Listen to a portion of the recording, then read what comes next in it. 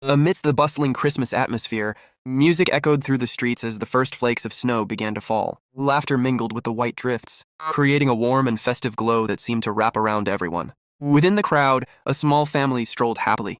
The daughter, enchanted by the lights, looked up at her parents and told them this was the best day of her life. However, their steps came to a sudden halt when a massive figure planted itself in the middle of their path. The little girl raised her wide eyes, filled with a mix of surprise and admiration at the sight of such a gigantic body. Standing before the small family, our protagonist remained in silence, staring back and not knowing how to react. After that frozen instant, he continued walking alone through the throngs of people, feeling a sense of rage and a profound loneliness growing deep within him. He trudged toward the subway entrance, his broad shoulders looking more forsaken and empty than ever. But just as he began to descend the stairs, he stopped abruptly as if he had discovered something. His gaze turned toward the side, recognizing a familiar, solitary silhouette. He realized that on this street there was another soul just as lonely as he was. It was an old man dressed as Santa Claus, kneeling on the frozen ground beneath the falling snow next to a sign that read, "Tell Santa your wish." Normally, he wouldn't have given it a second thought, but on this Christmas Eve, the memory of the accident that had snatched his parents away years ago and left him alone came rushing back. Stirred by a rare impulse of kindness, he pulled money from his wallet. He sat down, handed the old man a bill along with a carton of milk, and gently asked if it was still in good condition. He placed these small gestures tenderly upon the sign, a brief moment of warmth in the wintry night. But the old man suddenly grabbed his hand with surprising strength, exclaiming that he was truly a good person. Taken aback, the protagonist watched as the old man pleaded to reward him, begging him to state his wish. His face flushed with a mix of embarrassment and annoyance. He silently reproached himself for getting involved, and demanded that the old man let go of his hand. The old man's grip tightened with incredible force, leaving the protagonist completely stunned. He knew he had never been physically weak, yet he found he couldn't move an inch while the old man insisted. He had come specifically to grant a wish to someone so kind. Looking into the old man's eyes, he saw a desperate plea.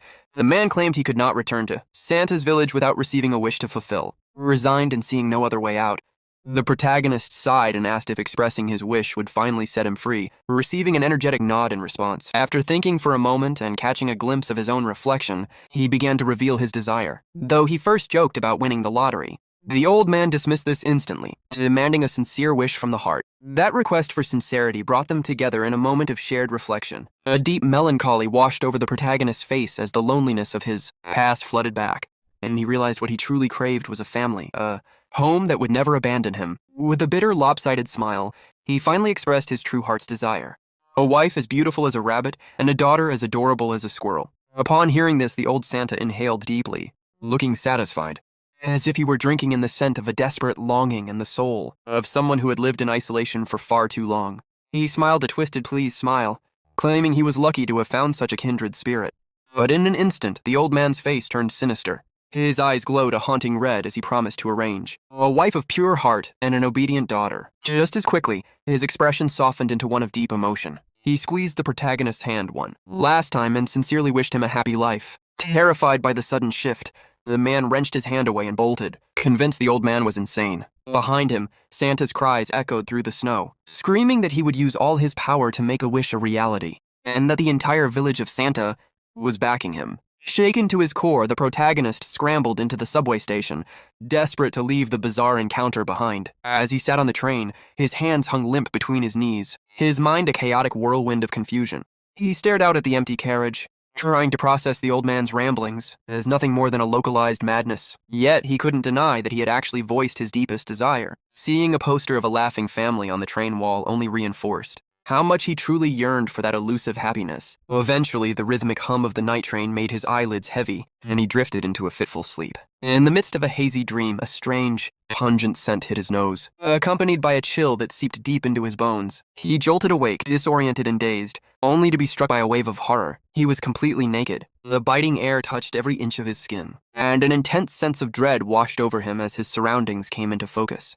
Before him, a horse-drawn cart creaked along, a dirt path through a village he didn't recognize. With rising panic, he realized he was trapped inside an iron cage, his legs bound by heavy shackles. Beside him sat a middle-aged man with long, matted hair and a thick beard, but he wasn't alone. The cart was filled with gaunt, exhausted people. Taking in the sight of the tattered rags and the crude iron grills, the horrifying truth began to sink in. This place looked as though it had been ripped straight out of the Middle Ages. Cold sweat broke out across his body as he struggled to accept the impossible reality before his eyes. The guards outside spoke in a guttural, alien tongue he couldn't understand, and there wasn't a single familiar face or modern comfort in sight. Whether it was a dream or a nightmare, he had to face the crude truth. He had been transported to another world. Time seemed to crawl in the damp, freezing confines of his mobile prison. He exhaled sharply, trying to keep his mind sharp, enough to analyze the situation despite the tingling numbness spreading from the cold stone floor through his bare feet. His gaze eventually landed on a fellow prisoner collapsed in the corner, and he wondered briefly if the man was even still alive. Realizing that the living must do whatever it takes to survive, he crawled over, whispered a soft apology, and began to strip the shirt from the unresponsive body. As he draped the tattered fabric over his own bare back, he felt a meager spark of warmth. Behind him, the corpse of the unfortunate prisoner lay cold and exposed on the floor. A grim and harrowing beginning to his new life. The terrifying promise of the crazed old Santa echoed relentlessly in his mind, and he feared that this was how his wish was meant to be fulfilled. He desperately wanted to wake up from this nightmare, but the days bled into one another as he remained locked in the iron cage, being hauled toward an uncertain fate. After a week of travel, he finally began to piece together the grim reality of his situation. First, and most importantly, they were all property. Second, the soldiers escorting them were not guards of a prison, but traffickers. They were being driven across the land to be sold to the highest bidder. Whenever the cart stopped in a new village, the soldiers would force the captives into a line, allowing local overseers to inspect them and pick out those with the strongest constitutions. Although admitting his status as a slave wounded his pride, a small spark of hope flickered within him. His physical strength was his only ticket out of that hellish cart. He was certain someone would choose him soon. However, as they passed through countless villages without him being picked, his confident smile faded into a forced, weary mask. Initial hope was slowly smothered by a suffocating blanket of despair. The cart rolled on, venturing deeper into strange, desolate lands that felt further and further from anything he recognized. Trapped in that narrow, cramped space, his body finally gave out. He collapsed onto the floor of the cage, wondering if there was any point in clinging to life. In a feverish haze, the memory of his kind mother drifted into his mind. He remembered her advising him to live a full life, no matter the circumstances. The image of his younger self, innocent and full of promise, flickered against the harsh reality of his current chains. He called out silently to his parents, his heart torn by the doubt of whether he could endure another day. Then the image of the mad Santa flashed in his mind. A surge of white-hot rage exploded within him. He didn't care about happiness or this new world. He just wanted it all to end. Spotting a discarded metal fork on the floor, he gripped it tightly, his teeth clenched. In that dark moment, happiness meant only one thing: the sweet release of death. But as the tines of the fork pressed against the skin of his neck, he froze. A final, stubborn shred of reason stopped him. He refused to die like a dog in a cage in a place like this. In the midst of this mental chaos, his deep-seated yearning for a home returned, and a soft, unfamiliar voice suddenly broke through his thoughts. He looked up, stunned, his breath catching in his throat. Through the iron bars, a hand reached out, offering him a simple piece of bread. The owner of the hand was a beautiful woman with a smile, so sweet and warm it seemed to radiate its own light. She placed the bread in his trembling palm, murmuring words in that strange tongue that he still couldn't understand. Then a small, adorable girl with golden hair peeked out from behind the woman's dress, watching him with wide, curious eyes. Overwhelmed by the sudden appearance of the pair, the fork slipped from his fingers and clattered to the floor. The cart finally came to a full stop in front of a small, cozy cabin nestled deep within a serene forest. The scene shifted as he found himself brought inside, where the atmosphere was a world away from the cold iron of the cage. The woman and the little girl sat at a simple wooden table, sharing a meal in the soft glow of the hearth. The blonde daughter was busily slurping her soup with such infectious enthusiasm that it seemed to fill the room with life. Watching the child eat, the protagonist felt a strange, jarring realization wash over him: a wife as beautiful as a rabbit and a daughter as adorable as a squirrel. The old man's promise hadn't just been the ramblings of a lunatic. The recompense had begun. As the meal was finishing, the mother gently pushed her own bowl toward her daughter, urging her to eat more. But the little girl hesitated, looking up at her mother with wide, worried eyes. When the mother insisted she was giving up her portion, only because she knew the child was hungry, the girl objected, arguing that if she was hungry, then her mother Ridgie surely must be just as starving as she was. With a maturity beyond her years, the girl split the food exactly in half and pushed one bowl back to her mother, who sat momentarily paralyzed by the gesture. A look of profound warmth and happiness washed over the mother's face as she accepted, and the two of them began to eat together. Suddenly, a violent crash thundered against the door, and the booming voice of a man announced himself as the village chief. Before they could react, the door was kicked in. and the terrified mother pulled her daughter into a desperate, crushing embrace. The cold-hearted chief announced that, following their meeting, it had been decided that one of the men brought by the soldiers would become her new husband, and she was to prepare herself to go with him to the mountain. Without another word, he turned on his heel and left, barking a final order for her to bring food to the village gates at dawn to receive the soldiers. Completely shattered, the woman collapsed onto the floor as a wave of horror and the jagged memories of past beatings flooded her mind. Trembling uncontrollably, she held the child tight, knowing deep down that there was no escape from this cruel destiny. Looking down at the now sleeping girl, she thought silently that, although they had only known each other a short time, she could never abandon her. With tear-filled eyes and a heavy heart, she couldn't bear the thought of leaving the girl to face the world alone again. It was as if the child could sense her mother's agony even in sleep, as her own eyes began to well with tears until she finally broke into a pitiful, heart-wrenching sob. The sound of her crying filled the air of the dark cabin, mother and daughter clinging to each other in a shared, desperate grief that bled into the silent night. When the sobbing finally subsided, the woman sat in the darkness, staring at nothing and wondering what fate had in store for her. Huddled in the shadows, she swore a silent, ironclad oath that she would never again endure the atrocities of her past, and her gaze sharpened with a fierce determination. She would not allow the innocent girl sleeping beside her to suffer that same horrific fate. The poor girl was only 5 years old, a mere child, and the daughter of the woman's deceased husband. As the woman sat there, painful memories clawed their way back to the surface. The day her own father had sold her for nothing more than a rabbit skin. She remembered her first day in this very cabin. Before she had even unpacked her few belongings, the man who was supposed to be her husband had struck her. It had been a brutal beating over a triviality, simply because she had arrived slightly later than he had planned. That single moment had been a bitter awakening, proving that her life of horror was only just beginning. She recalled lying motionless on the freezing floor, thinking that a beginning could not possibly be worse than this. It was then that the violent man's daughter had approached her, watching her in silence with a complex, unreadable gaze as she lay bruised and broken on the ground. In that earthly hell, the girl with the innocent eyes had crept closer and sat softly beside her, a clumsy attempt at comfort, yet one that had managed to warm her frozen heart. She realized then that this child was the only angel who had accompanied her through those dark days. Since the day the violent man went up the mountain to hunt and never returned, it had been only the two of them against the world.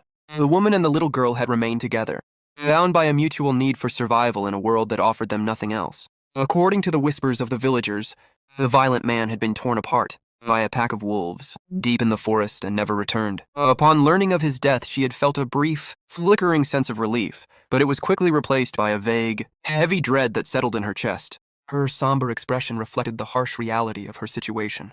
In this lawless land, a woman without a husband was like a stray sheep separated from the flock, perpetually exposed to the wolves of society. At the following dawn, with a leaden soul, she led the girl toward the village gates to face the destiny the chief had decreed.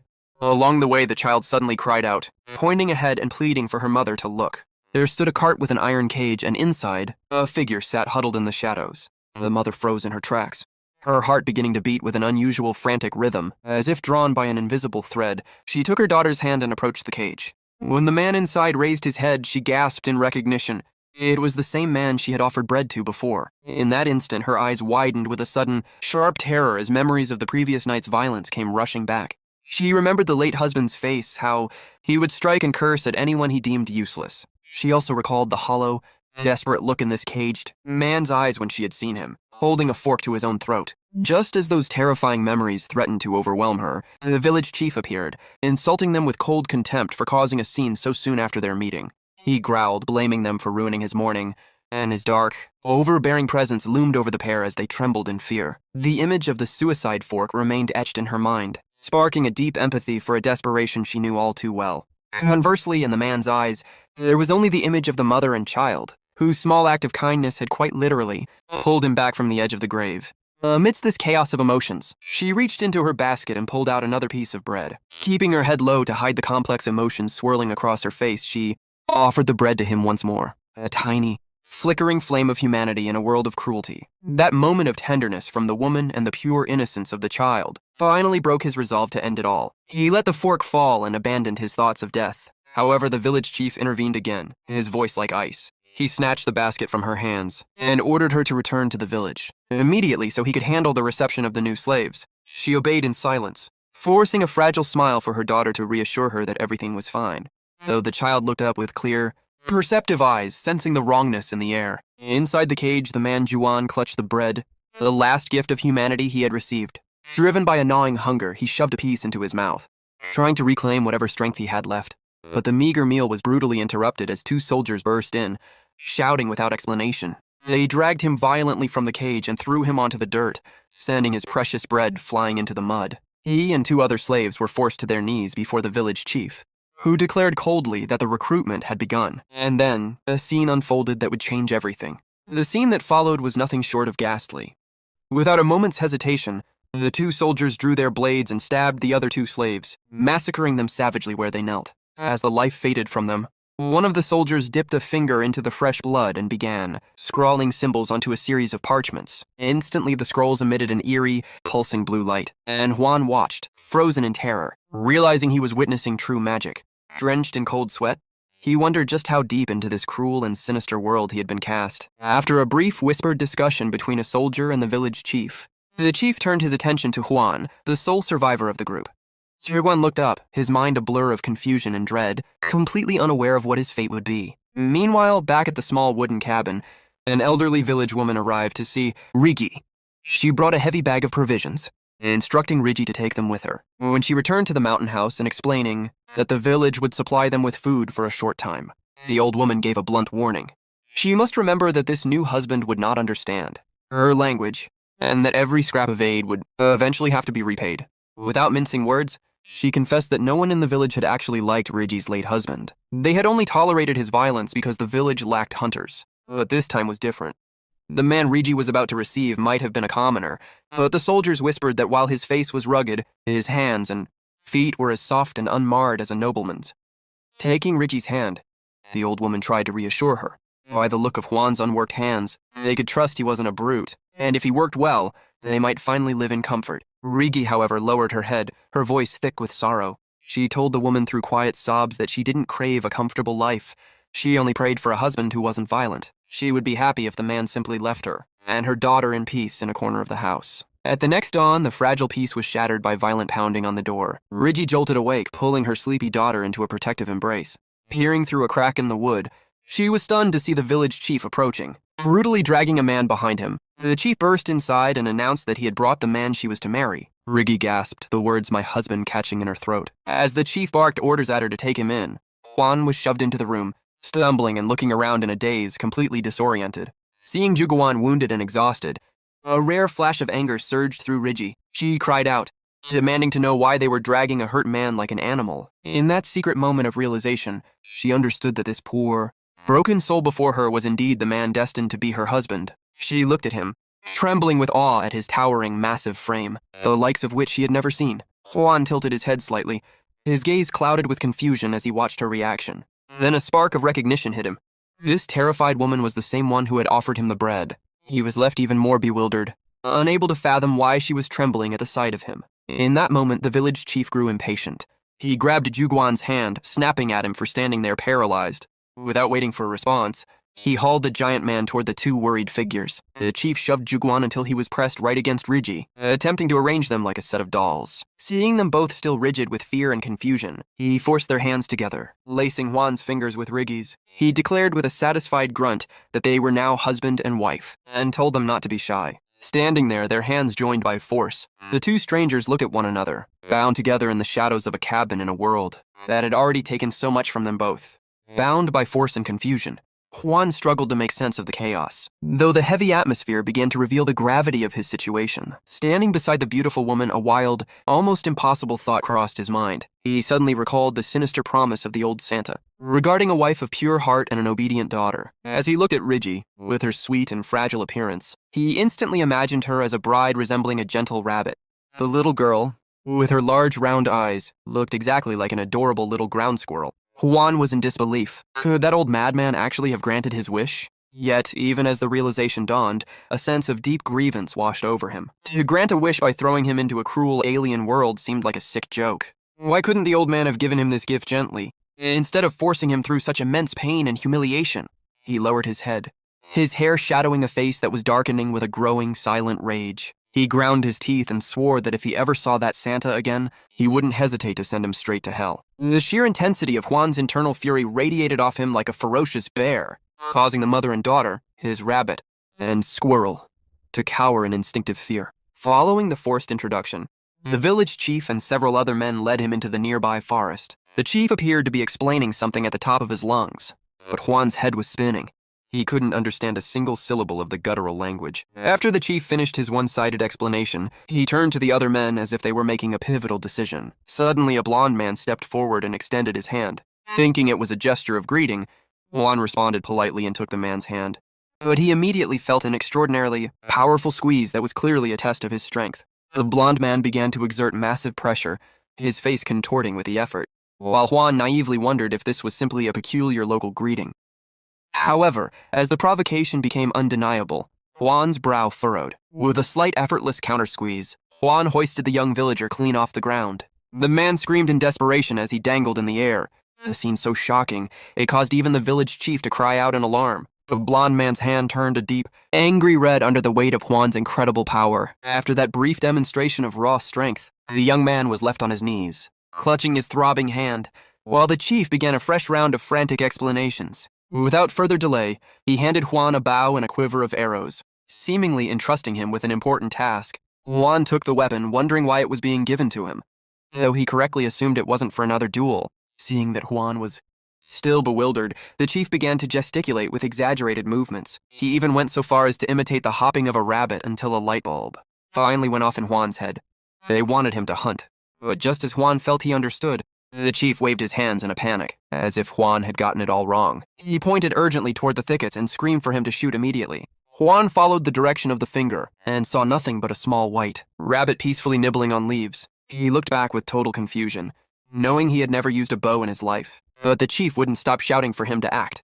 Despite his lack of experience, Juan adopted a professional-looking stance, though he doubted himself internally. After all, even an Olympic athlete could miss, especially when aiming at such a small, living target. Despite his doubts, he released the string, and the arrow flew with unimaginable force. The projectile whistled through the air, grazing the ground so closely that the rabbit leaped in terror and vanished into the safety of the thickets. Against all odds, the village chief began to jump for joy, leaving Juan utterly bewildered as to why he was being praised for a clear miss. The chief pointed enthusiastically at the empty patch of grass where the rabbit had been, explaining something in a rapid-fire tongue that Juan simply couldn't grasp. Suddenly, a familiar silhouette caught his eye, causing him to turn around. He froze, sweat trickling down his cheek, as he saw the mother and daughter approaching. For a fleeting second, he truly recognized that this woman with the sweet gaze and this adorable little girl were the very family he had wished for. His heart began to race, and a wave of shyness washed over his face.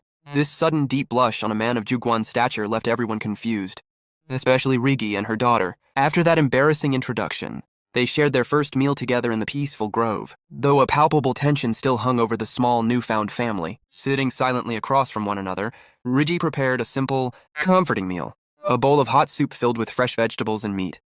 As Juan prepared to eat, he couldn't stop glancing at the mother and child, noting their lingering timidity and worry. However, the simple act of him lifting his spoon caused them to flinch. He stopped, maintaining an expressionless mask on the outside, while his heart hammered against his ribs at their reaction. Then, a rare, warm smile spread across his lips, melting away his usual coldness. The word family echoed in his mind, a concept that had been alien to him through years of bitter isolation. Yet here he was, unexpectedly possessing one, a sensation that was both strange and profoundly comforting. While he remained irritated by the chaotic and forced process that brought him here, he could not deny the flicker of happiness settling in his chest. Juan looked up at the sky and exhaled, thinking that he would still love to teach that old Santa a lesson if they ever crossed paths again. But deep down, he felt a welling sense of gratitude. The following day moved quickly as the small family, accompanied by the village chief, began the trek back to the house on the mountain. Juan carried the heavy luggage with ease, but he constantly turned back to check on the mother and daughter, worried they wouldn't be able to keep up. From his vantage point, Rigi and the little girl already looked exhausted after only a short distance. Frustrated by the language barrier, he felt a surge of helplessness at his inability to ask how they were, or offer a kind word. He turned forward again with a look of resolve, promising himself that he would adapt to this new world as quickly as possible. Suddenly, he stopped in his tracks as a bold resolution took root in his mind. He recalled a piece of advice his mother had given him in his childhood. When you want to protect someone, you must not hesitate. The moment you feel the impulse to shield them, you must run to their side immediately. Holding that lesson close to his heart, he did not waver. He spun around and marched back toward the mother and daughter with absolute determination. They watched him approach, wide-eyed and visibly frightened by his sudden change in direction. The little girl's large eyes began to fill with tears, and her lip trembled on the verge of a sob. To calm her, Juan slowly lowered himself onto one knee, softening his expression into the kindest look. He could muster to show her that he only wanted to help. He only wanted to hold them for a moment to show them they had nothing to fear. But his towering presence and sudden movement only amplified Rigi's panic. Not understanding his intentions, she pressed her hands together in a desperate, murmuring plea for mercy, reactions that left Juan completely baffled. Seeing her mother's distress, the little girl could no longer hold back and erupted into heartbreaking sobs. Juan let out a long sigh, realizing that his mere presence was enough to terrify them. He decided then and there that he could no longer afford to keep his face a cold, unreadable mask. He spoke a single word, asking for permission even though he knew they wouldn't understand it, and then reached out to lay a hand gently on their shoulders. With a display of extraordinary strength, he lifted both of them at once as if they weighed nothing at all. Suspended in the air, mother and daughter were paralyzed by the unexpected action. But with a few deft adjustments, Juan settled Rigi against his broad shoulder and tucked the little girl securely into his other arm. His expression remaining as steady as a rock, Rigi stared at him in utter disbelief, unable to fathom the sheer power in this man's limbs. He shifted his stance with surprising delicacy, one arm supporting her and the other cradling the child, standing firm like a mountain. The little girl's initial terror transformed into sudden excitement, and she let out a small gasp of wonder. Looking down at her, Juan felt a warm, heavy sense of responsibility bloom in his chest. He turned his head slightly toward Rigi, his voice tender as he told her to hold on tight. As they began to move, he was startled to find that even with the luggage and the weight of 2 people, he didn't feel burdened at all. He made a silent vow to master the language and become the greatest hunter the land had ever seen, ensuring his new family would never go hungry for meat. Feeling Rigi's small hand tentatively gripping his shoulder, he knew his life from this point on would be busy and exhausting, yet filled with a hope he had never known. As they moved through the trees, he felt the warmth of her body against his, and a bead of sweat rolled down his neck. Suddenly, a soft hand touched him, a timid, unexpected gesture.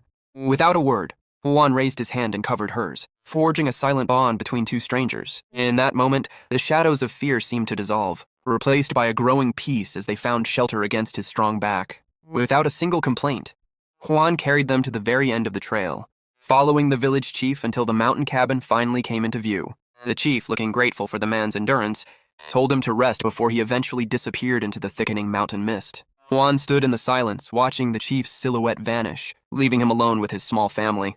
He looked up at the wooden cabin that was to be his new home and couldn't help but think it might be even colder than his old attic apartment. Bitter memories of the days he spent chained in the freezing iron cage flashed through his mind, fueling a lingering hatred for the biting outdoors. Shaking off the negative thoughts, he took a deep breath and placed his hand on the door, ready to open a new chapter. He pushed the heavy wood open gently and stepped into his home with a heart full of hope. However, he froze the moment he saw Rigi inside. Her face was a mask of confusion, her cheeks flushed a deep red. Noticing the glint of fresh tears on her face, he rushed to her side, asking frantically why she was crying. But his questions were met with total silence. Without warning, Rigi turned and bolted out the door, leaving Juan standing there in shock. Turning his gaze back to the interior of the house, his blood ran cold as he discovered the true state of their home. The house was entirely empty. Even the shelving units had been stripped from the walls. Juan stood frozen on the threshold, unable to wrap his mind around the stark, cruel reality before him. Turned out that while Rigi and her daughter had been at the village gates, the neighbors had descended upon the cabin like scavengers, stealing everything from the furniture to the very last tools needed for survival. Rigi curled into a ball, trembling from the biting mountain cold, falling into a pit of pure despair. Without tools to repair the house or weapons to defend against wild beasts, they were defenseless. When Juan finally found her huddled in the shadows, he spoke softly, acknowledging her presence. Without another word, he sat down beside her, maintaining just enough distance to be respectful while sharing the heavy, suffocating weight of the silence. Seeing her weep, he unexpectedly reached out and stroked her hair with a tenderness that acted as a silent balm. The gentleness of his touch caused her sobs to catch in her throat, and she looked up at him with glassy, startled eyes. He offered a small, reassuring smile, trying to convey that she didn't need to worry, and for a moment, it seemed Rigi truly felt the sincerity behind his gaze. Still, a cloud of confusion lingered on her face, This was the man she was destined to live with, yet they couldn't even speak to one another, and he, her supposed protector, seemed to have no idea how to hunt. In such an implacable wilderness, she wondered if they could truly survive. Contrary to Rigi's mounting anxiety, a faint, confident smile played on Juan's lips. He looked her directly in the eyes and, in a deep and resolute voice, promised to protect her, even if she still harbored doubts and fear. With great tenderness, he cupped Rigi's cheeks in his hands, a gesture of profound respect and protection. A single tear rolled down her face, not born of terror this time, but from the strange warmth and trust, beginning to take root under the fading light of the sunset. As that tear fell, a rare sense of peace blossomed in Rigi's chest, leaving her wondering why this stranger's presence felt so incredibly comforting. Juan's thoughts drifted back to his old world, where he had been utterly alone since the death of his parents. He had always fought tooth and nail just to exist, and his hand instinctively tightened into a fist, as a silent affirmation of his strength. Now that he actually had a family, he had more reason than ever to be unyielding in the face of hardship. He struck his chest with determination, vowing to do whatever was necessary to provide for them. That silent promise was the breaking point for Rigi. The dam finally burst and she began to cry inconsolably. Without a word, Juan drew her toward him, allowing her to rest her head against his broad shoulder, so she could finally let out all the pain she had been carrying. At that exact moment, the little girl, watching from a distance, came charging toward them in a fit of protective fury. She threw her small arms around Rigi from behind, shouting at the top of her lungs for Juan to stop bothering her mother. In an instant, the three of them were entangled in a clumsy, collective embrace, forming their first true image of a warm, complete family. As he held the sobbing woman, Juan felt an emotion unlike anything he had ever experienced. The little girl was crying now too, and the weight of the situation sent a whirlwind of questions through his mind. He wondered about the child's father, why this woman had been kind enough to give him bread when she had so little, and what tragedies had led to her tears. He pushed the doubts aside, believing that if they put in the effort together, they would become a beautiful family. Hugging them both tightly, he made a final resolute vow. He would make them happier than anyone else on earth. He would never let them cry again, and he would be the best husband and father this world had ever seen. He would do everything in his power to ensure that one day, they would never regret accepting him as part of their family. After that emotional peak, the sun finally dipped below the horizon, casting long shadows over the small wooden cabin that was to be their sanctuary. Yet, upon returning to the hollow interior of the house, the three of them sat across from one another in a familiar, distant silence. Juan thought to himself that the embrace would have brought them closer, but it felt as if they had been reset to square one. Rigi felt that this man was a total enigma, a stranger in every sense, yet she knew they had to find a way to coexist without even knowing where to begin. Suddenly an idea struck Juan, and he snapped his fingers to capture their attention. He leaned in slightly, determined to shatter the awkward wall between them. He pointed to his chest and introduced himself with a firm, clear voice. "Kim Juan," he said, repeating it slowly. "Kim Juan." He hoped that even if they couldn't converse, they could at least know each other's names. The gesture worked. Rigi looked up, surprised, and softly murmured the sounds back to him. Seeing her reaction, he extended his hand, wordlessly asking for her name in return. She hesitated for a heartbeat before whispering, "Rigi." She repeated it again, clearer and more certain this time. "Rigi!" Juan exclaimed with a bright smile. "Rigi, what a beautiful name." He then turned toward the little girl and asked her just as sweetly what her name was. The child didn't offer a word, instead curling timidly against her mother's side, which struck Juan as odd. Looking into her innocent but somewhat vacant eyes, a realization hit him. Perhaps she didn't have a name at all. A wave of profound compassion washed over him for the girl's unfortunate lot in life. Without hesitation, he reached out to stroke her hair tenderly and decided to gift her a name of her own. "Dorothy," he pronounced, evoking the girl from The Wizard of Oz. To him, it was the name of a brave girl who went on a grand adventure with loyal friends, a girl who fought for her own happiness and became beloved by everyone she met. The child tried to mimic him, her tongue tripping over the foreign sounds. "Su grazie," Juan laughed softly, explaining that the name would bring her friends and affection. Hearing this, her face lit up with a radiant smile, and she repeated it perfectly this time. "Dorothy." To truly begin their new life, Juan set to work immediately, his axe biting into wood with decisive, powerful swings. From a distance, Rigi watched him in silence, pondering this strange man. He possessed a physique and a raw strength far greater than her late husband's, yet instead of being a brute, he was incredibly attentive toward her. He was unlike anyone she had ever met. He seemed to belong to another world entirely. She called out to him in a low voice, "Yuhan," and though she had no idea where he had come from, the sound of his name felt warm and sweet on her tongue. In all her life, she had never been shown such kindness, not even once. It made her wonder why this man was being so good to her. No matter how much she studied him, Juan simply didn't fit into the backdrop of this harsh, remote place. Suddenly, he turned around, smiled, and called her name, Rigi. In that moment, she noticed something striking. His jet-black hair and intense dark eyes matched the persistent rumors. She had heard about a country at war that had successfully summoned a legendary hero with those exact features. A wild, impossible thought raced through Rigi's mind. Could there really be a legendary hero with black hair and black eyes standing before her? As Juan approached, she couldn't stop comparing him to the figure from the legends. Despite the similarities, she felt a lingering sense of doubt. Surely a grand hero wouldn't appear here, in a village so far removed from the rest of the world. Besides, the story of the hero was nothing more than an unconfirmed rumor. As he drew closer, Rigi felt a flicker of bashful confusion and tilted her head up to look at the tall, formidable man standing over her, her heart fluttering. With a mix of uncertainty and a hope, she was almost afraid to acknowledge. Upon looking closer, she realized that his hair was actually a deep dark brown rather than jet black, and his eyes shared the same earthy hue. Rigi let out a long, quiet sigh of relief, thinking to herself that he was likely just a man built more powerfully than average. But then her mind went blank. Why did she feel so relieved and serene when they had only just met that very day? Confusion played across her flushed face, creating an atmosphere that was both timid and tender. Suddenly, Juan reached out and stroked her head, a soft, lingering gesture that left her paralyzed, because she had never experienced anything like it. In her painful past, every male hand raised toward her head had signaled only ruthless blows. But this time, Juan's hand merely brushed through her hair with a gentleness that radiated a warmth she had never known. Instead of the usual instinct to cower, she felt remarkably comfortable, even wishing in silence that the sensation would last forever. For a fleeting moment, an intense desire surged within her. She wanted him to keep stroking her hair for all of time. Noting the subtle change in her demeanor, Juan drew her a little closer, his own face beginning to redden. Submerged in this newfound tenderness, Rigi's face radiated a rare peace and happiness. Without warning, Juan leaned in slowly, closing the final distance between them. An unexpected kiss brushed against her lips, leaving Rigi with her eyes wide in astonishment, yet she did not pull away. In that single instant, every worry and every inch of distance between them vanished, leaving only the sweetness of a first kiss. After the kiss, Juan pulled back abruptly, as if startled by his own boldness, his face turning a deep shade of crimson at his sudden outburst.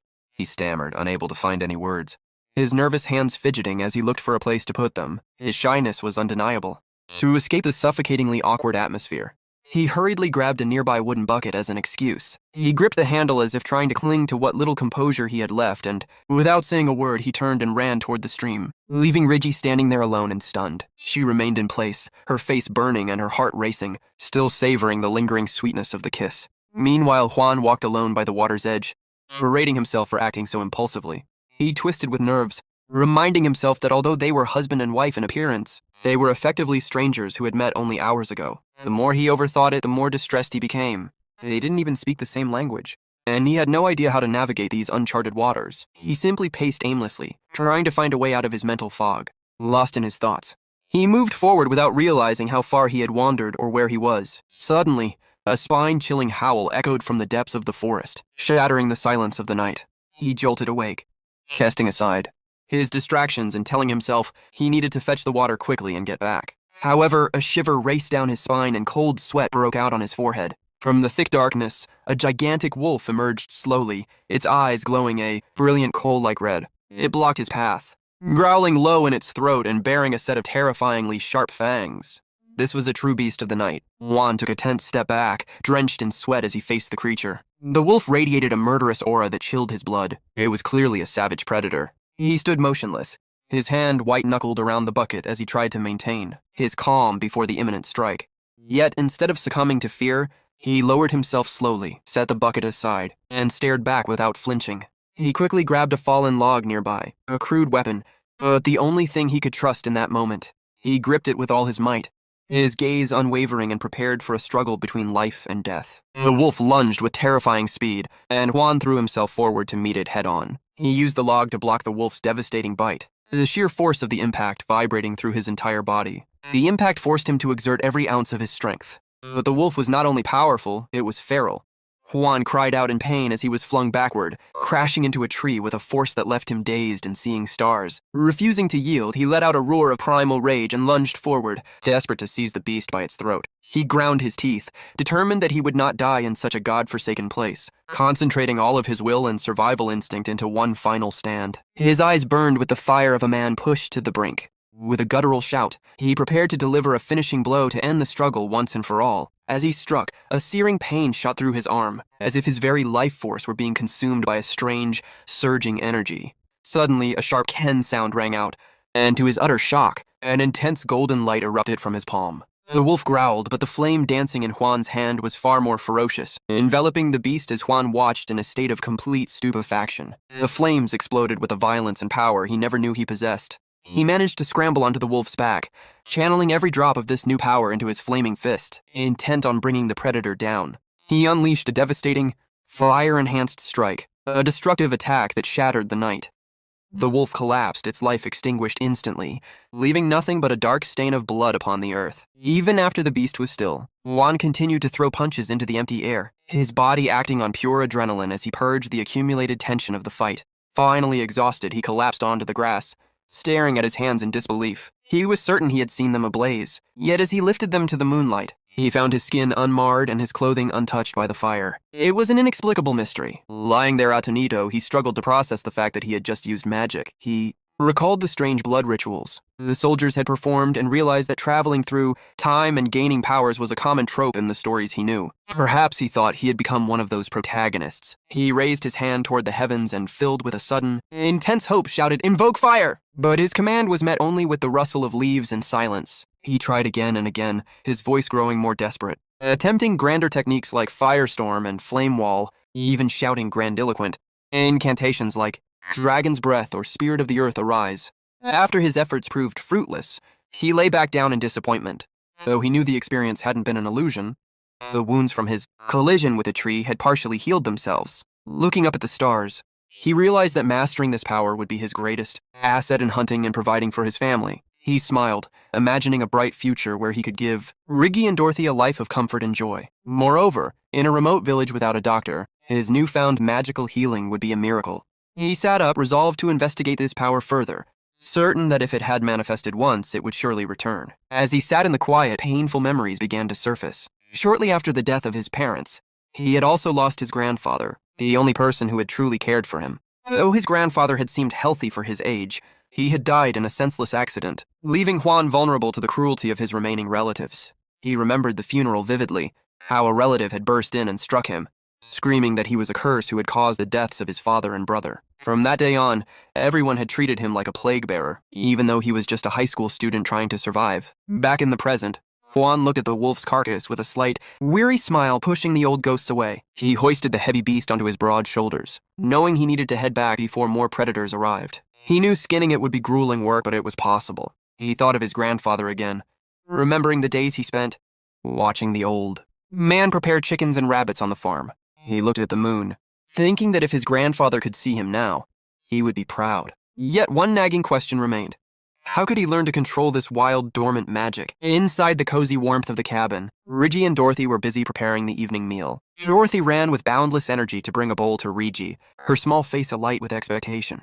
Riggy smiled, taking the bowl and thanking her daughter, which caused Dorothy to beam with a smile as pure as the morning sun. After helping her mother, the little girl skipped happily around the house, playing near the glowing hearth.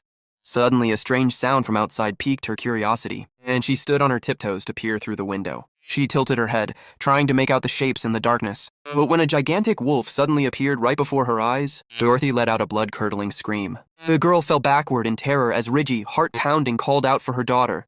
Without a moment's hesitation, Riggy grabbed her rustic kitchen knife, a meager weapon, but the only thing she had to protect her child. She ran toward the door, screaming for Dorothy to get behind her. When she flung the door open, the scene left her paralyzed and drenched in a cold sweat of fear. There was Juan, kneeling on the ground with a massive carcass of a wolf draped over his shoulders, looking at her with exhaustion written across his face. Thinking the beast was in the middle of attacking him, Riggy screamed his name in desperation, consumed by a protective terror. Seeing them rush out, Juan was caught off guard and called to them in confusion. But Riggy didn't stop.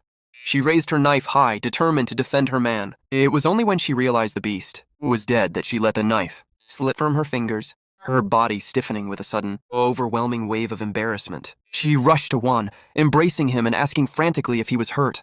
Juan, startled by the outburst, hurried to reassure her that he was fine. Dorothy arrived a second later, clinging to Juan's legs with tearful, worried eyes. Juan smiled, trying to calm them down, explaining that the wolf had only managed a small nip on his hand and it was nothing serious. He stroked their heads, repeating over and over that he was truly okay until their breathing slowed. Unable to contain her relief, Reggie clung to him, murmuring words that were lost on him. Juan held her close, imagining she was offering a prayer of thanks to the heavens.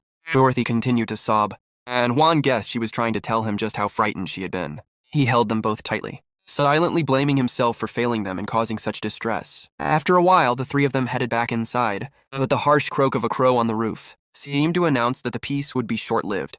Out in the shed, Juan began the grim task of skinning the wolf with firm, professional cuts. He used a sharpened blade to skillfully separate the hide from the muscle. Though he made it look easy, he quickly discovered that the reality required far more time and physical effort than he had anticipated. He wiped the sweat from his brow, thinking that he would have to find a more efficient method next time, as this was grueling work. Still, he pressed on, determined to secure food for his family. Suddenly, a figure appeared in the doorway. It was Reggie, calling his name softly. Juan turned, surprised to see her there, and greeted her cheerfully as he stepped out to see what she needed. She placed a wooden bucket before him, signaling for him to put the meat inside. Riggy tried to explain herself through a series of animated gestures, pointing at the fresh meat, the haunches, and then mimicking other animals so he would understand. Finally, a light dawned on Juan. She wanted him to store the meat in the bucket for processing. As he looked at her, he suddenly remembered he needed to find a way to communicate more clearly. Searching his memory for the right words, Juan tried to recall how to say thank you in her language. He hesitated, his tongue feeling heavy and clumsy as he attempted to pronounce it. "Go, Ama," he stammered. At the sound, Riggy's eyes widened in surprise before a radiant smile broke across her face. Her reaction left Juan utterly bewildered, and he began to worry that he had accidentally said something offensive. Riggy looked up at him, her gaze lingering, and corrected him softly, asking if he meant to say Goma. They stood there for a long, close moment, the air between them thick with a newfound sense of complicity. With a warm, genuine smile, Juan repeated the word properly, leaving Riggy stunned. When she responded that it was nothing, the simple back and forth left her even more confused. She had no idea how to react to such a common courtesy. A simple thank you was something she had never heard from her own family. It was a small gesture, but for Riggy, it was one of many firsts she was experiencing with this man. Suddenly, the memory of their first kiss flashed in her mind, and her face flushed crimson. A mix of shyness and burning curiosity surged within her. She turned and bolted away, her heart racing as she wondered if he had ever kissed another woman before. The overwhelming swirl of emotions made her heart ache, and for a moment, she felt like she might cry from the sheer intensity of it all. Later, they returned to the shed, and Riggy entered in silence, the quietude of the space settling over them. She thought to herself that processing meat was traditionally a woman's job, and it struck her as strange that Juan took to it so naturally. Why was he like this?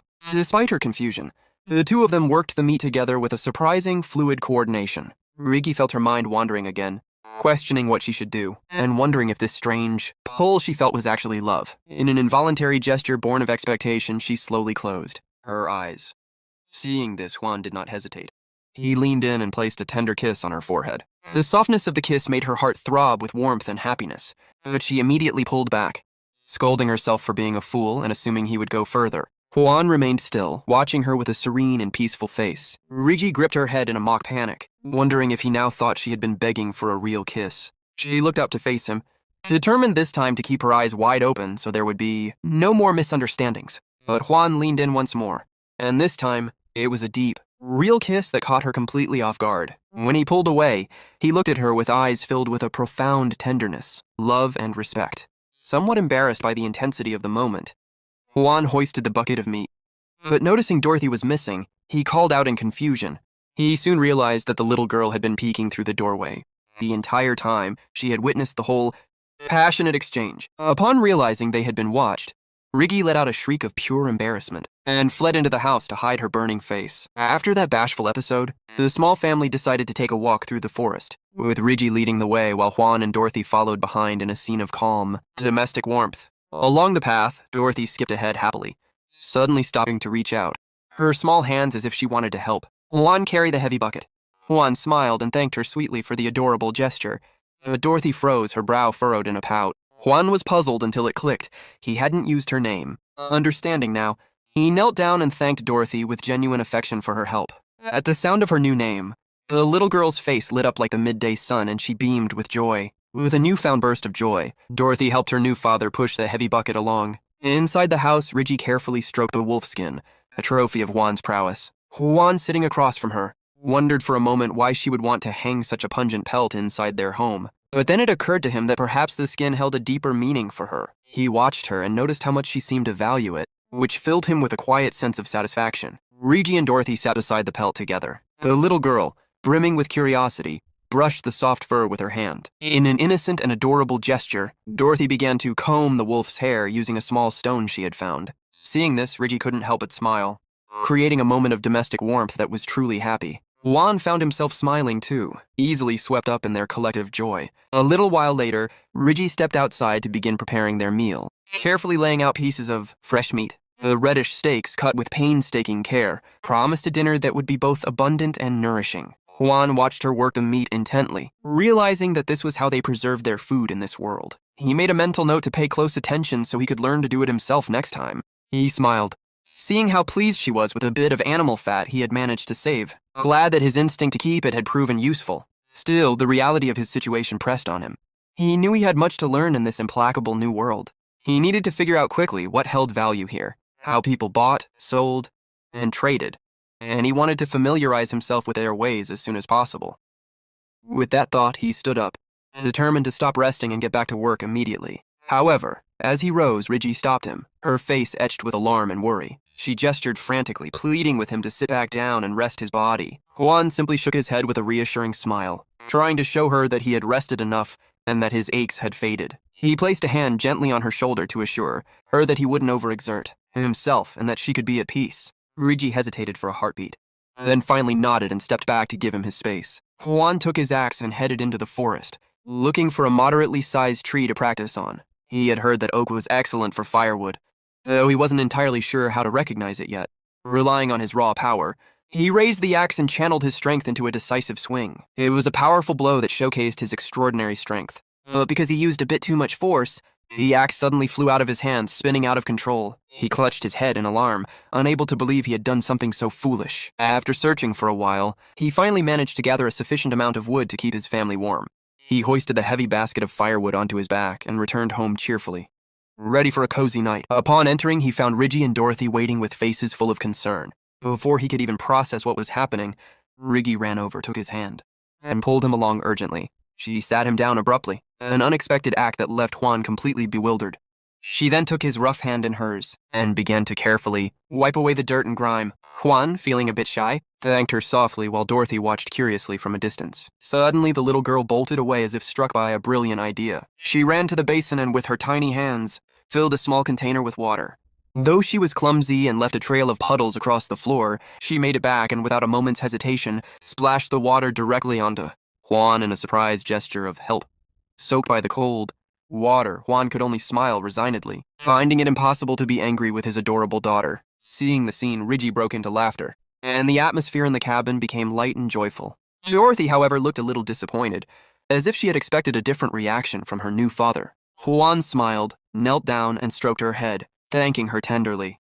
At that, Dorothy spun around to run back out, eager to keep helping him, and a startled Juan had to jump up to stop her. Regi laughed at the adorable chaos and felt as though she were living in a beautiful dream. Only a few days ago, she had thought happiness was impossible, but now that it was within her grasp, she only wanted to protect the smiles of Regi and Dorothy forever. That evening, a column of warm smoke began to rise from the chimney of the wooden house, curling toward the sky as a silent herald of hope and the beginning of a new life for their small family. That night, the three of them gathered around the table to enjoy a bountiful dinner. Though little Dorothy had already succumbed to exhaustion and fallen asleep, they looked at each other in silence, sharing a newfound warmth and a quiet mutual understanding. After the meal, Dorothy slept soundly with her thumb in her mouth, an image so innocent and precious that Juan and Regi couldn't help but let out a soft laugh, savoring this rare moment of domestic peace. Juan carefully scooped Dorothy into his arms. She remained deep in her dreams after a long day of play. He stood up while Regi remained at the table, silently gathering the remnants of their meal. Moving toward the bed where the fire in the hearth crackled, filling the room with a gentle heat. He laid the girl down with the utmost care. He covered her with a blanket in a gesture overflowing with fatherly love, ensuring she was tucked in before stepping back out toward the courtyard, where the flickering candlelight illuminated a quiet corner of the patio. Inside, Regi was occupied with her chores, washing up by the firelight. Juan entered silently, not wanting to disturb her, but suddenly reached out and took her hand in a gesture that was both unexpected and slightly blunt. Regi looked up, her face flushing crimson and her heart racing at his sudden proximity. Juan himself felt a wave of bewilderment, unable to fully grasp why he was acting this way, as if some invisible, irresistible force was drawing them together. The air grew still and silent as he gently pulled her into an unexpected but tender embrace. Huddled in his strong arms, Riggy looked up at him with burning cheeks, still clutching a damp cloth in her hand. With a touch of sweetness, she used the cloth to gently wipe the beads of sweat from the nape of his neck, a quiet act of care. Although her heart was pounding against her ribs, Riggy forced herself to push past her embarrassment, reminding herself that this was simply what a wife should do for her husband.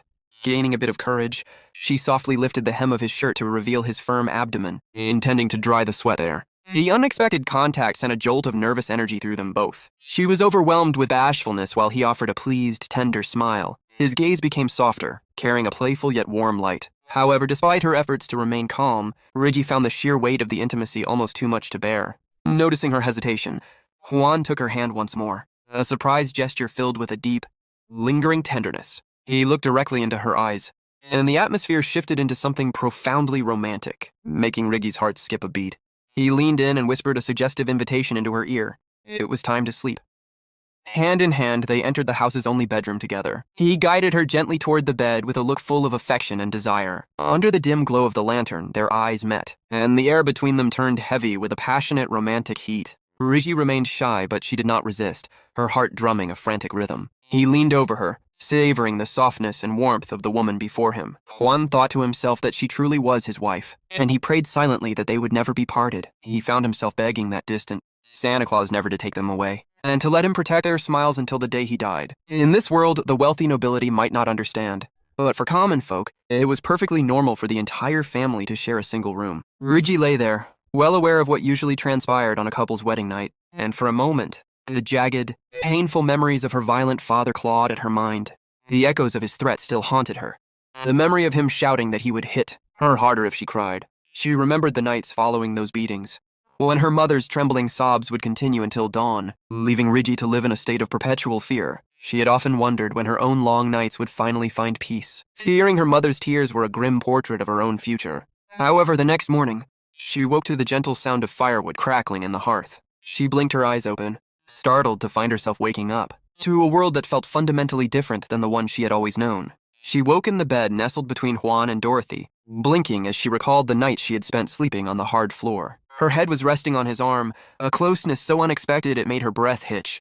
Beside her, Dorothy slept soundly in the crook of Juan's other arm, radiating a gentle warmth and peace. Riggy let out a long, shaky sigh of relief. The wedding night she had always feared in her nightmares wasn't bitter or violent, but serene and sweet. She snuggled closer into Juan's chest, realizing that since this man had entered her life, her entire world had shifted on its axis. Suddenly, she felt him stir and startle awake. He smiled and pulled both mother and daughter into a firm, protective embrace that made her heart hammer as if it might burst from her chest. A happy smile finally touched her lips, a tingling, pleasant sensation she never wanted to end after a night of truly restorative sleep. Juan opened his eyes to find Dorothy still dozing in his lap. He sat up with painstaking care to avoid waking the child, reaching out to brush her cheek with a tender, fatherly touch. Stepping outside, he found Riggy already hard at work, preparing for the new day. Seeing her straining, Juan gently took a heavy bucket from her hands. He offered a small smile that left her flustered and blushing, then proceeded to wring out a towel with a display of strength that left her wide-eyed. He turned to her and called out softly, "Suzune?" Riggy looked at him, tilted her head in confusion. "Suzune, are you awake? Honey, did you sleep well?" The term of endearment made Riggy's face turn bright red instantly. She lowered her head, wondering if Honey was a formal title or a secret, intimate way of naming her. Juan, too, felt a wave of awkwardness, scratching his head and wondering if he'd made her too nervous. With a shy glance, Riggy looked up and whispered a request for him to keep calling her Honey. Juan grinned and repeated it with such tenderness that she had to cover her face in embarrassment. Finding her reaction adorable, he teased her a little more, gently turning her to face him. "Honey, look at me." At that moment, Dorothy began rubbing her eyes, alerted by their chatter. In the hazy border of sleep, she had been dreaming of a giant flying chicken leg. She sat up groggily, a bit of drool at the corner of her mouth, a picture of pure innocence, only to flop back down onto the floor. Still heavy with sleep. Alarmed, Juan and Riggy both rushed to her side, but Dorothy quickly scrambled up to hug their legs affectionately. Her eyes suddenly doubled in size when she spotted the piles of fresh meat. To her, whether it was wolf or dragon didn't matter. Meat was meat. Seeing the little girl so devoted to the prospect of a feast, the two parents couldn't help but burst into laughter. "Meat!" Juan joined in cheerfully. Dorothy didn't hesitate. practically diving toward the bucket while chanting, "Meat! Meat!" Watching his daughter's unbridled enthusiasm, Juan swore to himself that he would become a hunter beyond compare. He gripped his axe, ready to face any beast the forest could throw at him. This time he moved with confidence, his sharpened blade a weight of security in his hand. However, the deeper he ventured into the lush, overgrown woods, the more the air began to sour. An unsettling sensation wrapped around him, a heavy omen of ill fortune. Despite the vastness of the forest, the air felt thin, making it hard to breathe. He scanned the shadows, wondering what kind of monster would emerge this time. Suddenly, the crunch of footsteps reached his ears. He spun around, bracing for a beast, but found a human silhouette instead. A man wearing a heavy cloak that obscured his features walked in silence, seemingly unaware of Juan's presence. When the stranger finally turned, he revealed an aged, weathered face with eyes as sharp and cold as a hunting knife. Juan stood frozen, wondering who this mysterious man was and what business he could possibly have in such a remote part of the woods. A short while later, the scene shifts back to the hooded man from earlier. He stands silently in the forest, staring at the blood scattered across the ground. Carefully examining the traces left behind, he mutters to himself, "There are traces of a beast here too." For tracks this obvious to remain behind, it was probably a massive animal. As he slowly walks forward, his mind continues piecing everything together. Even with someone helping him, I assumed he simply didn't realize it, but he was alone. After observing that huge mountain dweller for several days, he's a man who doesn't even properly know how to handle a blade. His eyes narrow as he follows the trail deeper into the forest, every new sign only making the situation more unbelievable. Soon, he notices more bloodstains along the path. Stopping for a moment, he looks down at them and says in disbelief, "That giant who looks completely ignorant about hunting killed a massive beast? Impossible. Even a professional hunter would struggle to hunt a huge beast alone without a weapon. I need to verify it myself." With that thought, he continues moving ahead, determination filling his expression. The scene then returns to the exact moment when the hooded man suddenly appeared in front of Juan. The two stand face to face in silence, but the hooded man's attention is fixed entirely on Juan's hand. His sharp eyes carefully study the marks covering it, and his thoughts begin racing once again. Judging by the shape of the wounds, these are definitely wolf bites. But why has the surface healed over like that? If he had really been bitten that severely, the infection and fever should have killed him already. If the bones were exposed, then the blood vessels and muscles should all have been shredded apart. He shouldn't be able to move around. It is perfectly fine after suffering injuries like those. The more he thinks about it, the stranger the situation becomes. Then a single possibility suddenly forms in his mind. Then there's only one explanation. Could this man be a mage, and a very rare one at that? For a brief moment, confusion appears on his face. Yet deep inside, excitement is already beginning to grow. Continuing his thoughts silently, he says to himself, "There are mages in this world, people ordinary folk rarely ever encounter. If this man truly is a mage, then the opportunity has finally come." And the instant he reaches that conclusion, a deeply unsettling smile slowly spreads across his face beneath the hood. His eyes fill with dark anticipation. As he whispers the words he never thought he would say again, "A chance for revenge. One I thought would never come until the day I died." On the other side, after seeing this strange and mysterious man, Juan could not help but feel uneasy. Countless thoughts ran through his mind as he silently wondered, what kind of person is he?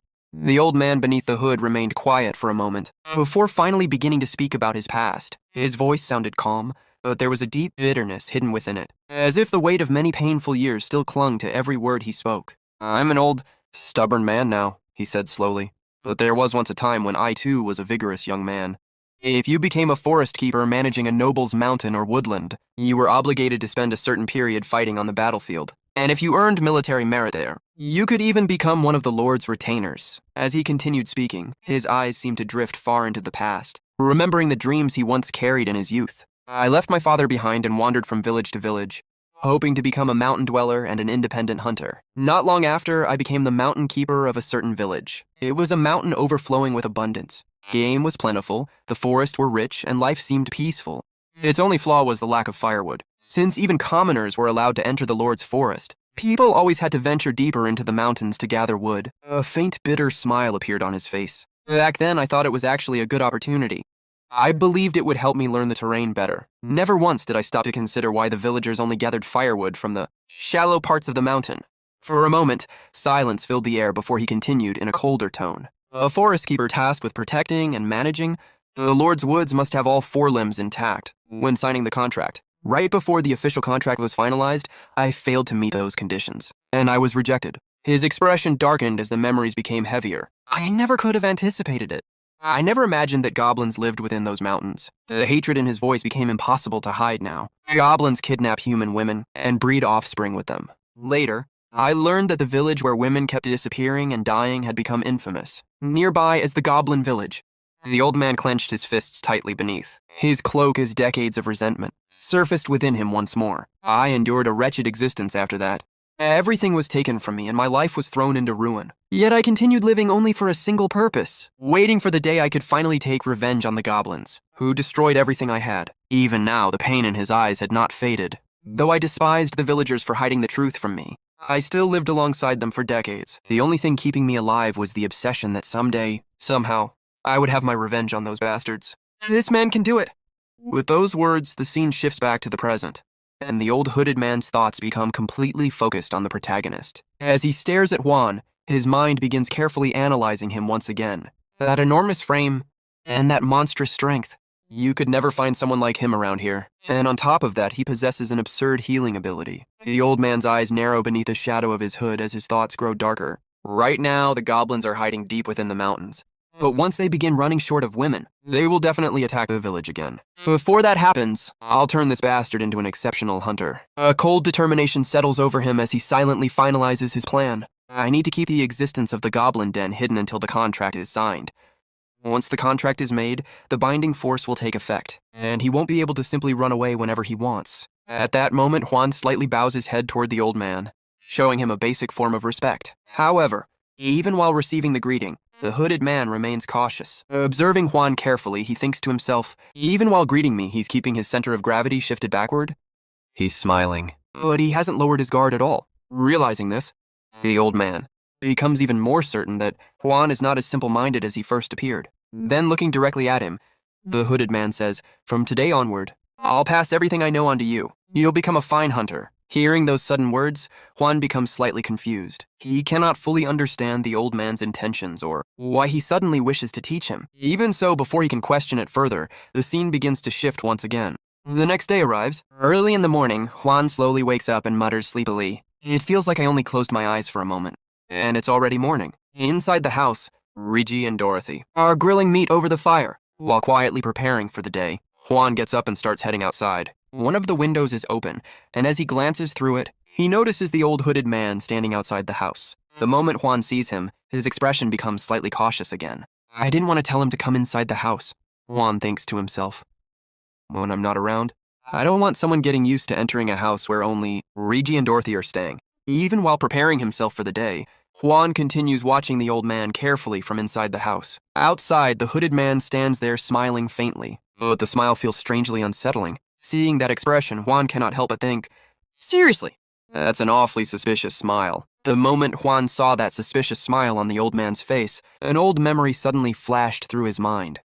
Comparing the expression to something from his previous life, he thought to himself, that smile looks exactly like the HR manager during salary negotiations. Even so, Juan could tell that the old man was at least trying to behave, politely in his own strange way. Watching him carefully, Juan continued thinking, still, it seems like he's learning how to politely refuse things, so I should work hard teaching him. Just then, Rigi called out Juan's name from behind him. Turning toward her, Juan replied calmly, Rigi, I'm fine. I'll be back soon. As he looked at her preparing food for him, his expression softened slightly. In his mind, he quietly thought, she's preparing a lunchbox for me like a wife would. She's really trying her best.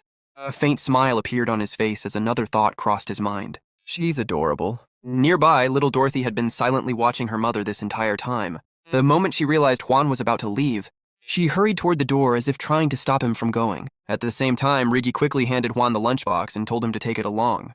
Hurry! You need to go quickly, she said nervously before adding, make sure you eat properly. Watching the two of them care about him, so sincerely filled Juan with an unfamiliar warmth. Looking at them quietly, he thought to himself, having a family that looks after me really is something wonderful.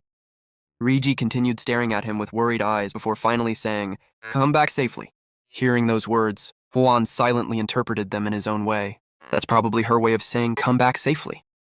Then Rigi repeated once again, almost as if she desperately wanted to make sure he understood. Come back safely. This time Juan answered her directly with a small smile. I will. At that exact moment, little Dorothy came running over as well and, in her tiny voice, told her father to return safely too. Looking at her, Juan once again replied gently, I will. As he stood there watching the smiles on the faces of his new family, warmth slowly filled his heart. Seeing both Reggie and Dorothy smiling at him so innocently, Juan could not help but think, my suddenly acquired wife and daughter are just too adorable. However, for now, he still had to follow the old man deeper into the mountains. The hooded elder continued walking ahead without stopping, while Juan followed behind him for quite some time. After walking such a long distance, Juan began feeling increasingly suspicious. What exactly is he trying to show me that requires this much walking? He wondered internally while continuing to follow him. Finally, the old man suddenly stopped at a certain spot. He spoke in his unusual manner, his words sounding difficult to understand at first. After listening carefully for a moment, Juan slowly realized what he meant. Is he telling me to look at the ground? At the same time, the old man began, demonstrating something with his feet on the soil beneath them. Juan carefully observed his movements, and the moment he noticed the marks left behind, his expression changed slightly. His footprints are strange. Juan watched him carefully, his eyes fixed on every movement. Is that some kind of special footwork? Or maybe something like a 1,000-pound step? Or even an earth-shattering stomp? He wondered in amazement. Whatever it is, if I want to learn it, then I need to watch closely and copy every single movement exactly the way he does it. With that thought in mind, Juan immediately began trying to imitate the old man's footwork technique. Step by step, he copied the movements as carefully as he could, while the old man calmly continued walking ahead, occasionally glancing back at him as if silently checking his progress. As they moved deeper into the mountains, Juan later explained how the old man had started teaching him the mountain paths. The training was far more detailed than he had expected. The old man would make him touch the bark of different trees, so he could understand how each slope of the mountain had its own unique feel and atmosphere. Sometimes, he would have Juan stand still and carefully feel the shape of the ground beneath his feet again and again until the terrain was completely engraved into his memory. It was harsh and repetitive training, but little by little, Juan started understanding the mountains in a way he never had before. After spending a long time training, the two of them finally stopped to rest. While Juan sat down to catch his breath, the old man quietly opened his bag and took something out. The moment Juan noticed it, his eyes lit up immediately. I finally get to eat the lunch Reggie worked so hard to make, he thought excitedly. He quickly opened the bag, pulled out the lunchbox, and smiled the moment the delicious aroma reached him. It smells amazing, he said happily. But at that exact moment, the old man suddenly spoke in his own language, his expression turning serious. Don't open your lunch here. Juan looked at him in confusion, and the old man continued explaining. The scent of a packed meal made by a human is completely different from the natural air of the mountains. Once the smell spreads, the wild beasts roaming these mountains will notice it immediately. Hearing that, Juan quickly closed the lunchbox again. Then, while holding it carefully in his hands, he looked down at it with a slightly bitter smile. Reggie woke up early this morning and put so much effort into making this for me, he said quietly. I really hope this won't be the first and last time I ever get to eat it. Juan sat there quietly, holding the lunchbox tightly in his hands as his emotions started overflowing. With a helpless expression, he muttered to himself, I feel like I'm going to cry. Not long after that, the old man brought Juan to his residence deep within the mountains. The place was simple and isolated, perfectly blending in with the surrounding wilderness. As Juan looked around the old wooden home, curiosity filled his eyes. So, this is where you live, he said softly while observing the quiet atmosphere around him. The old man did not respond immediately. Instead, he walked inside and returned a few moments later carrying several weapons. The moment Juan's eyes landed on one particular bow, his expression changed. Wait, the shape of that bow looks a bit strange, he thought in confusion. The only bows I know are shaped completely differently, so how are you even supposed to shoot an arrow with a bow shaped like that? The design looked unusual and far more intimidating than any ordinary bow Juan had ever seen before. Before he could ask more questions, the old man handed one of the bows to him and calmly said, Take this bow and follow me. The instant Juan grabbed it, his arm slightly sank under the weight. His eyes widened immediately. Can I really handle this? He wondered nervously. It looks like it would take a ridiculous amount of strength just to pull back, about this big. Meanwhile, the old man had already prepared his own bow with complete ease. Juan carefully watched every movement he made, unable to hide his amazement. His movements aren't rough at all, Juan thought while staring at him closely. It's like time itself has stopped, even though he's pulling back such a massive bow. There was no unnecessary force in the old man's actions. Every motion flowed naturally and perfectly, as though the bow itself was part of his body. Then, in the very next moment, the old man released the arrow. The arrow shot forward at incredible speed and pierced directly into the center of the target without the slightest deviation. Juan watched the entire scene in complete silence, his eyes filled with shock and admiration. After witnessing that flawless shot, he slowly prepared himself as well, gripping the bow tightly as he tried to imitate the old man's posture. As Juan attempted to aim, the old man stepped beside him and began correcting his stance and technique little by little, even while standing so close. The old man's body remained perfectly calm and steady. Not even his hands trembled. How is he not shaking even a little? Juan thought in disbelief while struggling, just to keep the heavy bow steady in his own hands. Juan tightened his grip on the bow and silently focused his mind. I need to focus, he told himself seriously. The new words I learned today, and the movements a hunter needs to make. I have to study and train even harder so I can do all of this naturally and smoothly. I want to become a man who can properly provide for my wife and my daughter. His determination only grew stronger as those thoughts filled his mind. Every lesson the old man taught him felt important now, not just for survival, but for the future of the family waiting for him at home. The scene then shifted back to the small house where Riggy and Dorothy were spending time together, near the warm fireplace. Dorothy happily sang to herself while enjoying the warmth and food. The sky is bright blue. The snow is pure white. Riggy's hair is all shiny. Juan's hair is black. And the meat feels like it's helping me digest while I sit here in front of the fireplace. She sang cheerfully in her innocent little voice. After finishing her meal, Dorothy slowly stood up while holding her stomach. I'm so full, she said happily. It feels like the meat is swelling up bigger inside my stomach. Nearby, Riggy quietly laughed after hearing Dorothy's strange but adorable way of describing it. Dorothy looked at her and noticed the smile on her face. She's been smiling a lot more ever since Juan came, Dorothy thought silently. Before that, we almost never smiled at all. As she watched Riggy laugh so naturally, a warm feeling spread through Dorothy's chest. Just hearing her laugh like this makes me feel warm inside. Like I'm sitting right beside the fireplace, she thought. I hope the food in my stomach digests quickly so I can eat even more. But after those happy thoughts, Dorothy's expression slowly became quieter. A small feeling of uncertainty appeared inside her heart as she started thinking deeply about Juan. But who exactly is Juan? She wondered.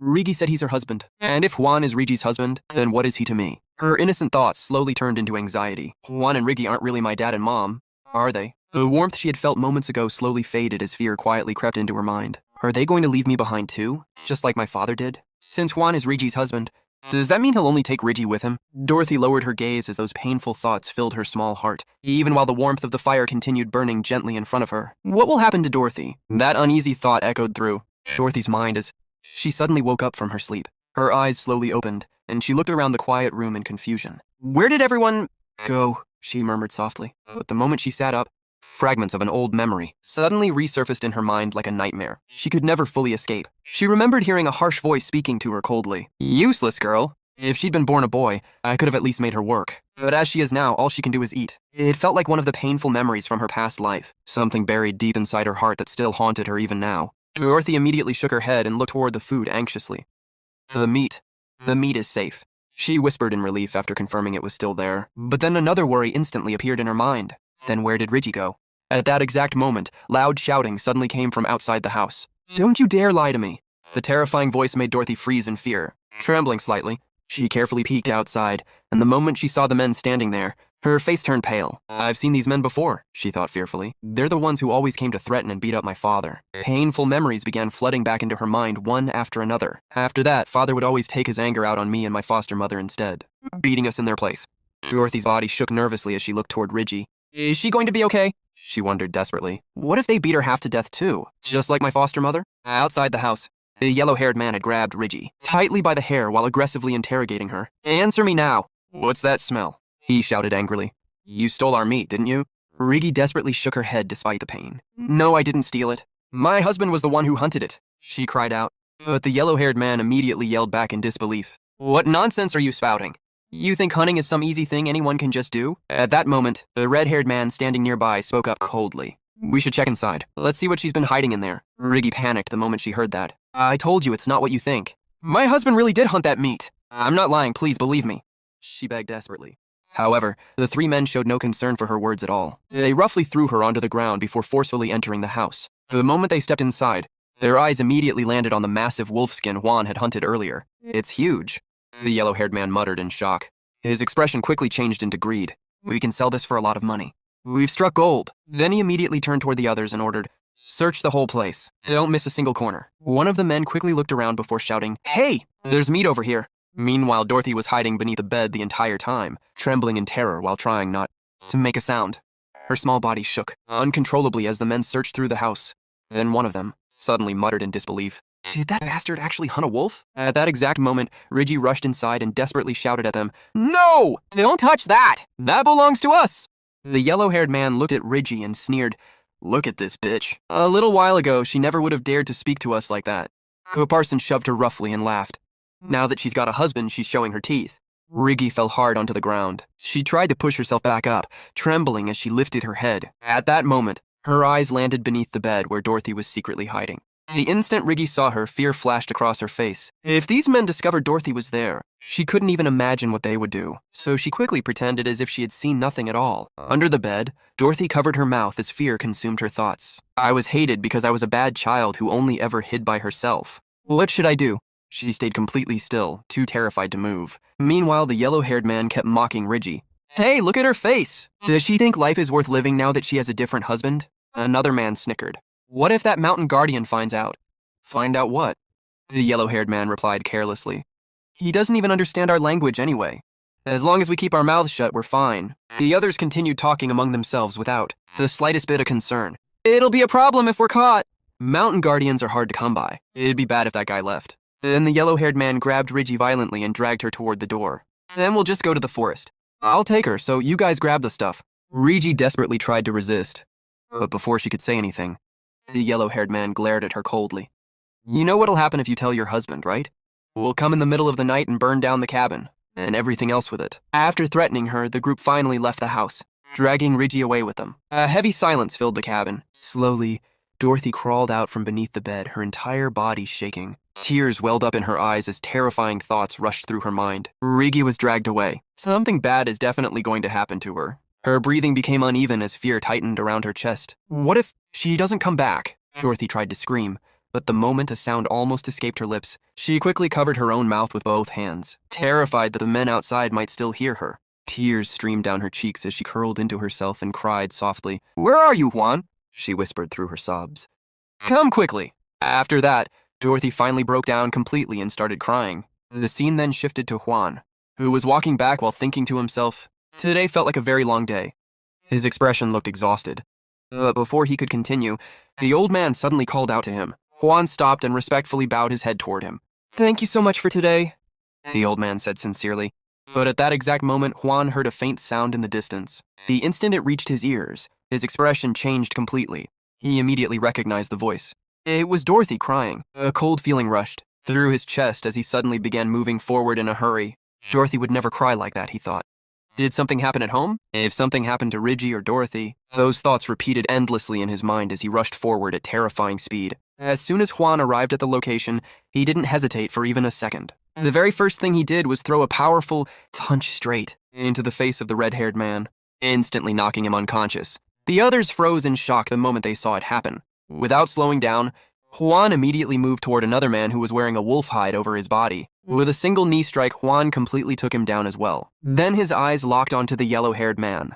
Juan grabbed him tightly around the waist and violently slammed him backward onto the ground. Before the man could even react, Juan started beating him mercilessly. Each punch carried terrifying force as rage poured out of him uncontrollably. Inside his mind, Juan's thoughts were darker than ever. Human nature is filthy and ugly. Once they look down on you, it's over. After a moment, Juan slowly stood back up. A cold and overwhelming aura was pouring out from his body, so heavy that everyone around him could feel it. His eyes were filled with pure fury as he thought to himself that he needed to carve fear into these people's minds. If they ever tried something like this again, the consequences would be far worse than today. With that intention, Juan started walking toward the yellow-haired man once more. But suddenly, a sound came from behind him.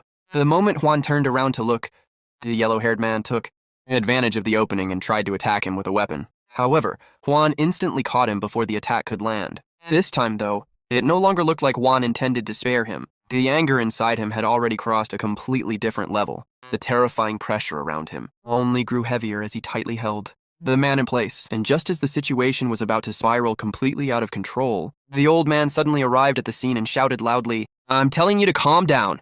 The old man continued speaking firmly. "Can't you see how frightened your daughter is?" Hearing those words, Juan immediately turned toward the house. There, standing near the doorway, was Dorothy, still crying uncontrollably. The moment Juan saw her trembling figure, all the rage inside him suddenly faded away. The terrifying pressure surrounding him disappeared as his expression slowly softened. Riggy quietly watched him from the side, her heart still beating fast. He seemed so gentle, she thought to herself, as if he didn't even know how to get angry. But it turns out, he can become frighteningly furious like this. Her eyes slowly drifted toward the men lying beaten on the ground. For a moment, while he was beating those men, he reminded me of my late husband. I wondered if I would end up beaten too, just like those fallen men. A brief wave of fear passed through her body, and fear surged inside me for a moment. But the instant she looked into Juan's eyes again, that fear completely disappeared. Those eyes weren't trying to scare me. what she saw in them was something entirely different. They were the eyes of someone who desperately wanted to protect her. He looks like someone who thinks I'm afraid of him, she realized quietly. Juan slowly walked toward her and softly called her name. At the same time, Rigi lowered her gaze toward herself as countless emotions filled her chest. Why would the reaction of a worthless woman like me matter so much to him? She thought bitterly. Looking at her own trembling body, she continued in her mind.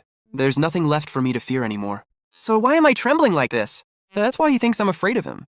Her chest tightened painfully as she looked at Juan's face. Husband, please don't make such a hurt expression. She wanted to tell him clearly that she wasn't afraid of him at all. The words themselves would have been simple to say.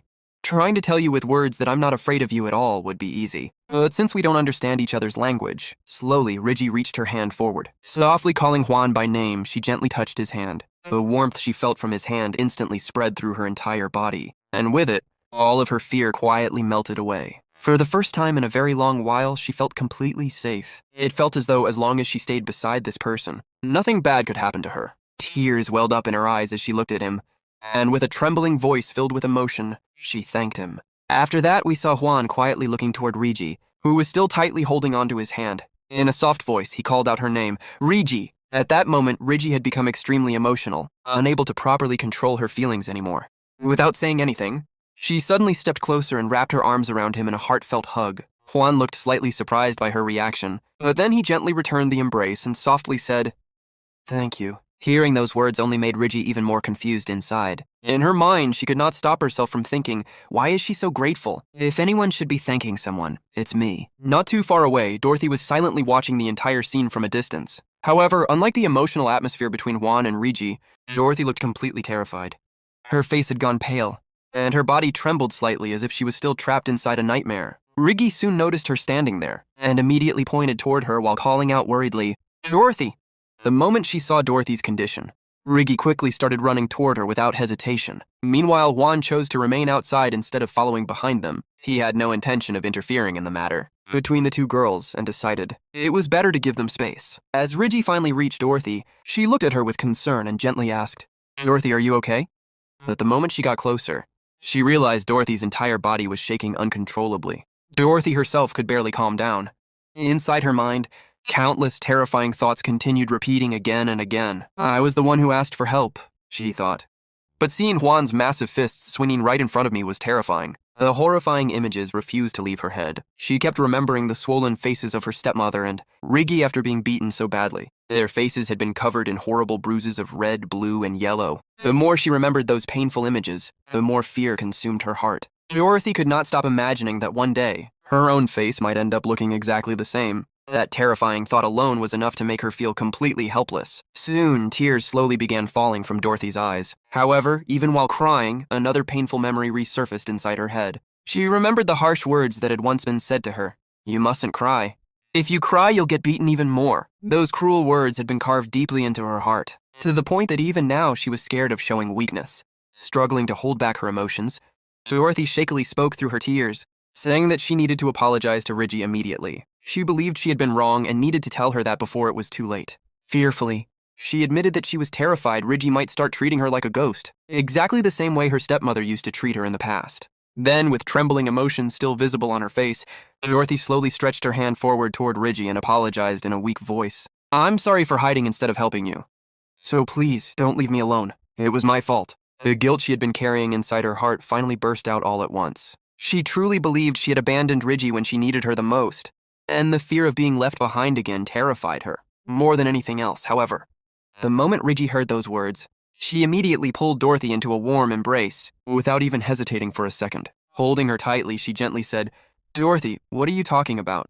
Earlier, when our eyes met, I only pretended not to know you because I was afraid those men would find you. Her voice was soft and comforting, filled with genuine care. She wanted Dorothy to understand that none of this was her fault. Rigi continued reassuring her, Dorothy has absolutely nothing to feel guilty about. Nothing at all. Hearing those words, Dorothy slowly looked up at her with tearful eyes and quietly asked, Really? She sounded almost unable to believe it, as though kindness itself felt unfamiliar to her. Rigi then smiled warmly and gently spoke again. You were scared, right? But everything is fine now, because Papa is here. The moment Dorothy heard that word, confusion instantly appeared across her face. Papa, she repeated in disbelief. But my dad died. To Dorothy, the idea itself made no sense.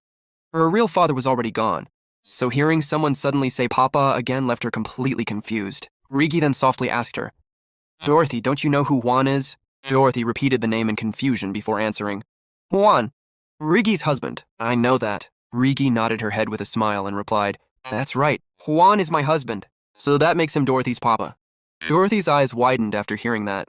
Papa, she muttered again, this time more quietly, as if she was trying to understand the meaning behind those words. Rigi then continued explaining gently, I'm Dorothy's stepmother, right? Dorothy slowly nodded in response. Seeing that, Rigi smiled and said, So since Dorothy is my daughter, Juan becomes Dorothy's papa too. Dorothy could hardly believe what she was hearing. She slowly turned her head and looked outside toward Juan standing in the distance. Staring at him blankly, she whispered in disbelief, He is my father? Rigi immediately answered with confidence, Yes, but Juan is different from your old father who died.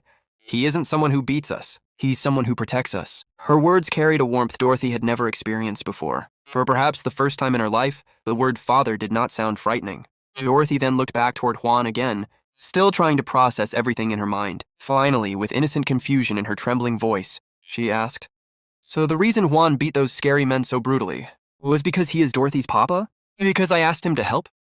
Dorothy quietly repeated those words to herself in disbelief. After saying that, she slowly turned her gaze toward the window and looked outside where Juan was standing. A strange warmth began filling her chest, something she had never truly felt before.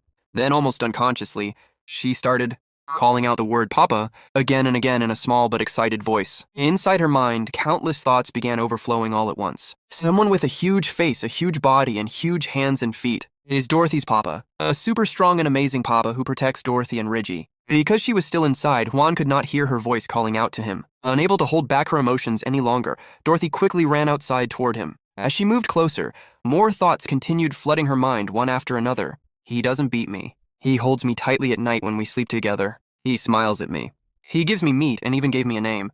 To Dorothy, these simple acts of kindness felt more precious than anything else in the world. Her heart trembled with happiness as she realized something unbelievable.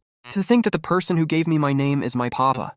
How wonderful. Still repeatedly calling out, Papa, Papa, Dorothy unknowingly ran closer and closer, until she was finally standing right near Juan. At that moment, Juan turned around and noticed her. The instant he saw Dorothy looking at him with sparkling eyes, while calling him Papa, his expression softened completely. Without hesitation, he immediately pulled her into his arms and lifted her high into the air. Even though he could not fully understand the exact words she was saying, deep inside, he somehow understood the feelings behind them. In his mind, he quietly thought, Dorothy keeps shouting words I don't know. They are definitely words I don't know, but I feel like I understand what they mean. Holding her carefully in his arms, Juan gently patted Dorothy's head with affection. However, after a few moments, his expression suddenly changed slightly as he noticed something strange. What's that smell? He wondered for a second before immediately realizing the truth. Dorothy, she peed herself. Even after noticing it, Juan could not help but smile helplessly. Dorothy looked so innocent and radiant, with happiness that he almost felt bad for even thinking about it. Still, he quickly reminded himself, I need to change her clothes right now, or she'll catch a cold. At that same moment, Rigi finally came running outside as well. The moment she reached them, Juan naturally pulled her into the embrace too, holding both Dorothy and Rigi together in his large arms. The warm scene felt almost like a true family for the first time. However, while being held there, Dorothy suddenly noticed something behind them and immediately shouted, The meat! Her eyes instantly lit up with excitement. Without wasting another second, she hurried toward it so quickly that both Juan and Rigi became confused by her sudden reaction. They watched in surprise as Dorothy rushed toward the pile of bodies, lying on the ground and stopped in front of a basket nearby. Despite being such a tiny child, she immediately tried lifting the heavy basket with all her strength. Naturally, it was far too heavy for someone as small as her, and at first it did not move at all. Even so, Dorothy stubbornly refused to give up. Gritting her teeth, she continued pouring every bit of strength she had into lifting it. Seeing her struggle so seriously, Juan and Rigi both quickly moved forward, planning to help her. But before they could even reach her, Dorothy suddenly managed to lift the basket by herself, little by little. Watching that unbelievable sight, Juan could only stare in shock. Then, deep inside his mind, he muttered in disbelief, Incredible! Her obsession with meat is truly terrifying. Seeing Dorothy struggle so desperately with the heavy basket, Juan immediately stepped forward to help her. Dorothy turned around the moment she sensed his presence behind her.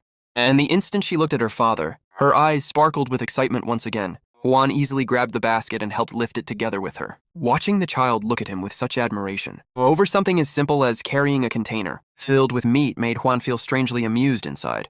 Deep in his mind, he quietly thought, to get a look like that from a child over a single container of meat, becoming a hero is remarkably easy. At the same time, Reggie spoke from the other side and called out to them, bring the meat inside now. Take Dorothy inside too, since it's dangerous out here. Hearing her words, Juan nodded calmly.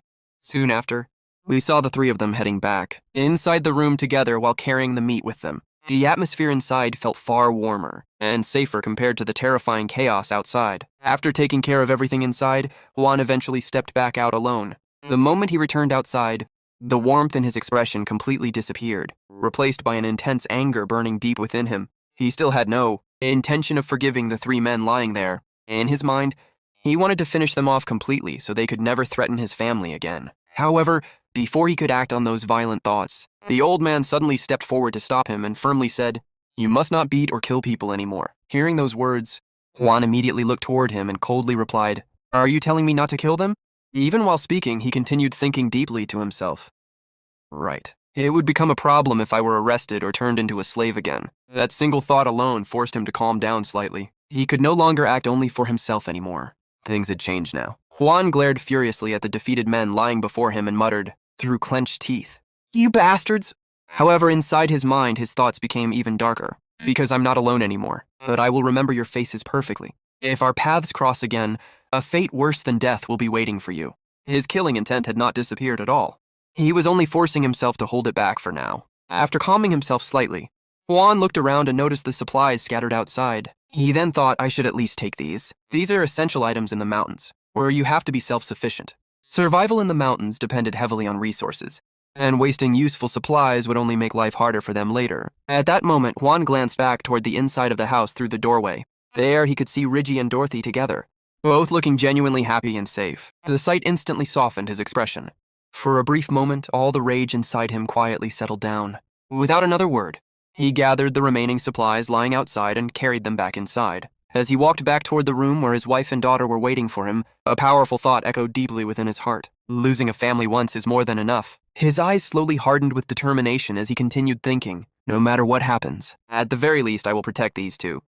Juhan gently ran his hand through Riggy's hair, staring at her wounds with a troubled expression. Deep down, he couldn't help but think that if only he knew healing magic, he would have been able to heal all of her injuries instantly. The thought left him feeling disappointed in himself. Sensing his concern, Riggy softly placed her hand on his cheek and reassured him that she was completely fine. Then, using both of her hands, she gently stretched the corners of his lips into a smile. Yuhan looked confused by her sudden action, but at the same time, he couldn't help feeling a little happier. Without warning, Juhan suddenly lifted Riggy into his arms. Startled, she looked at him in confusion. Embarrassed?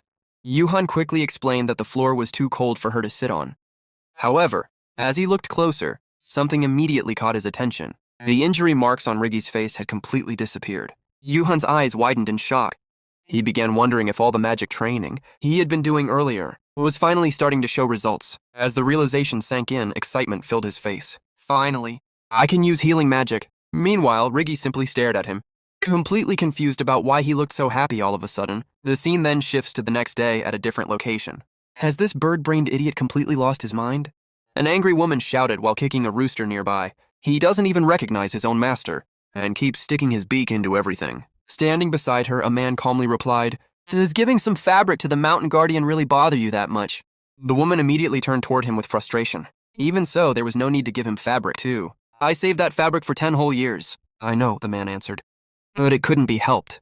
He looked like someone who was used to fighting. After a brief pause, his expression grew serious. If more people get hurt or die, this year's harvest will be completely ruined.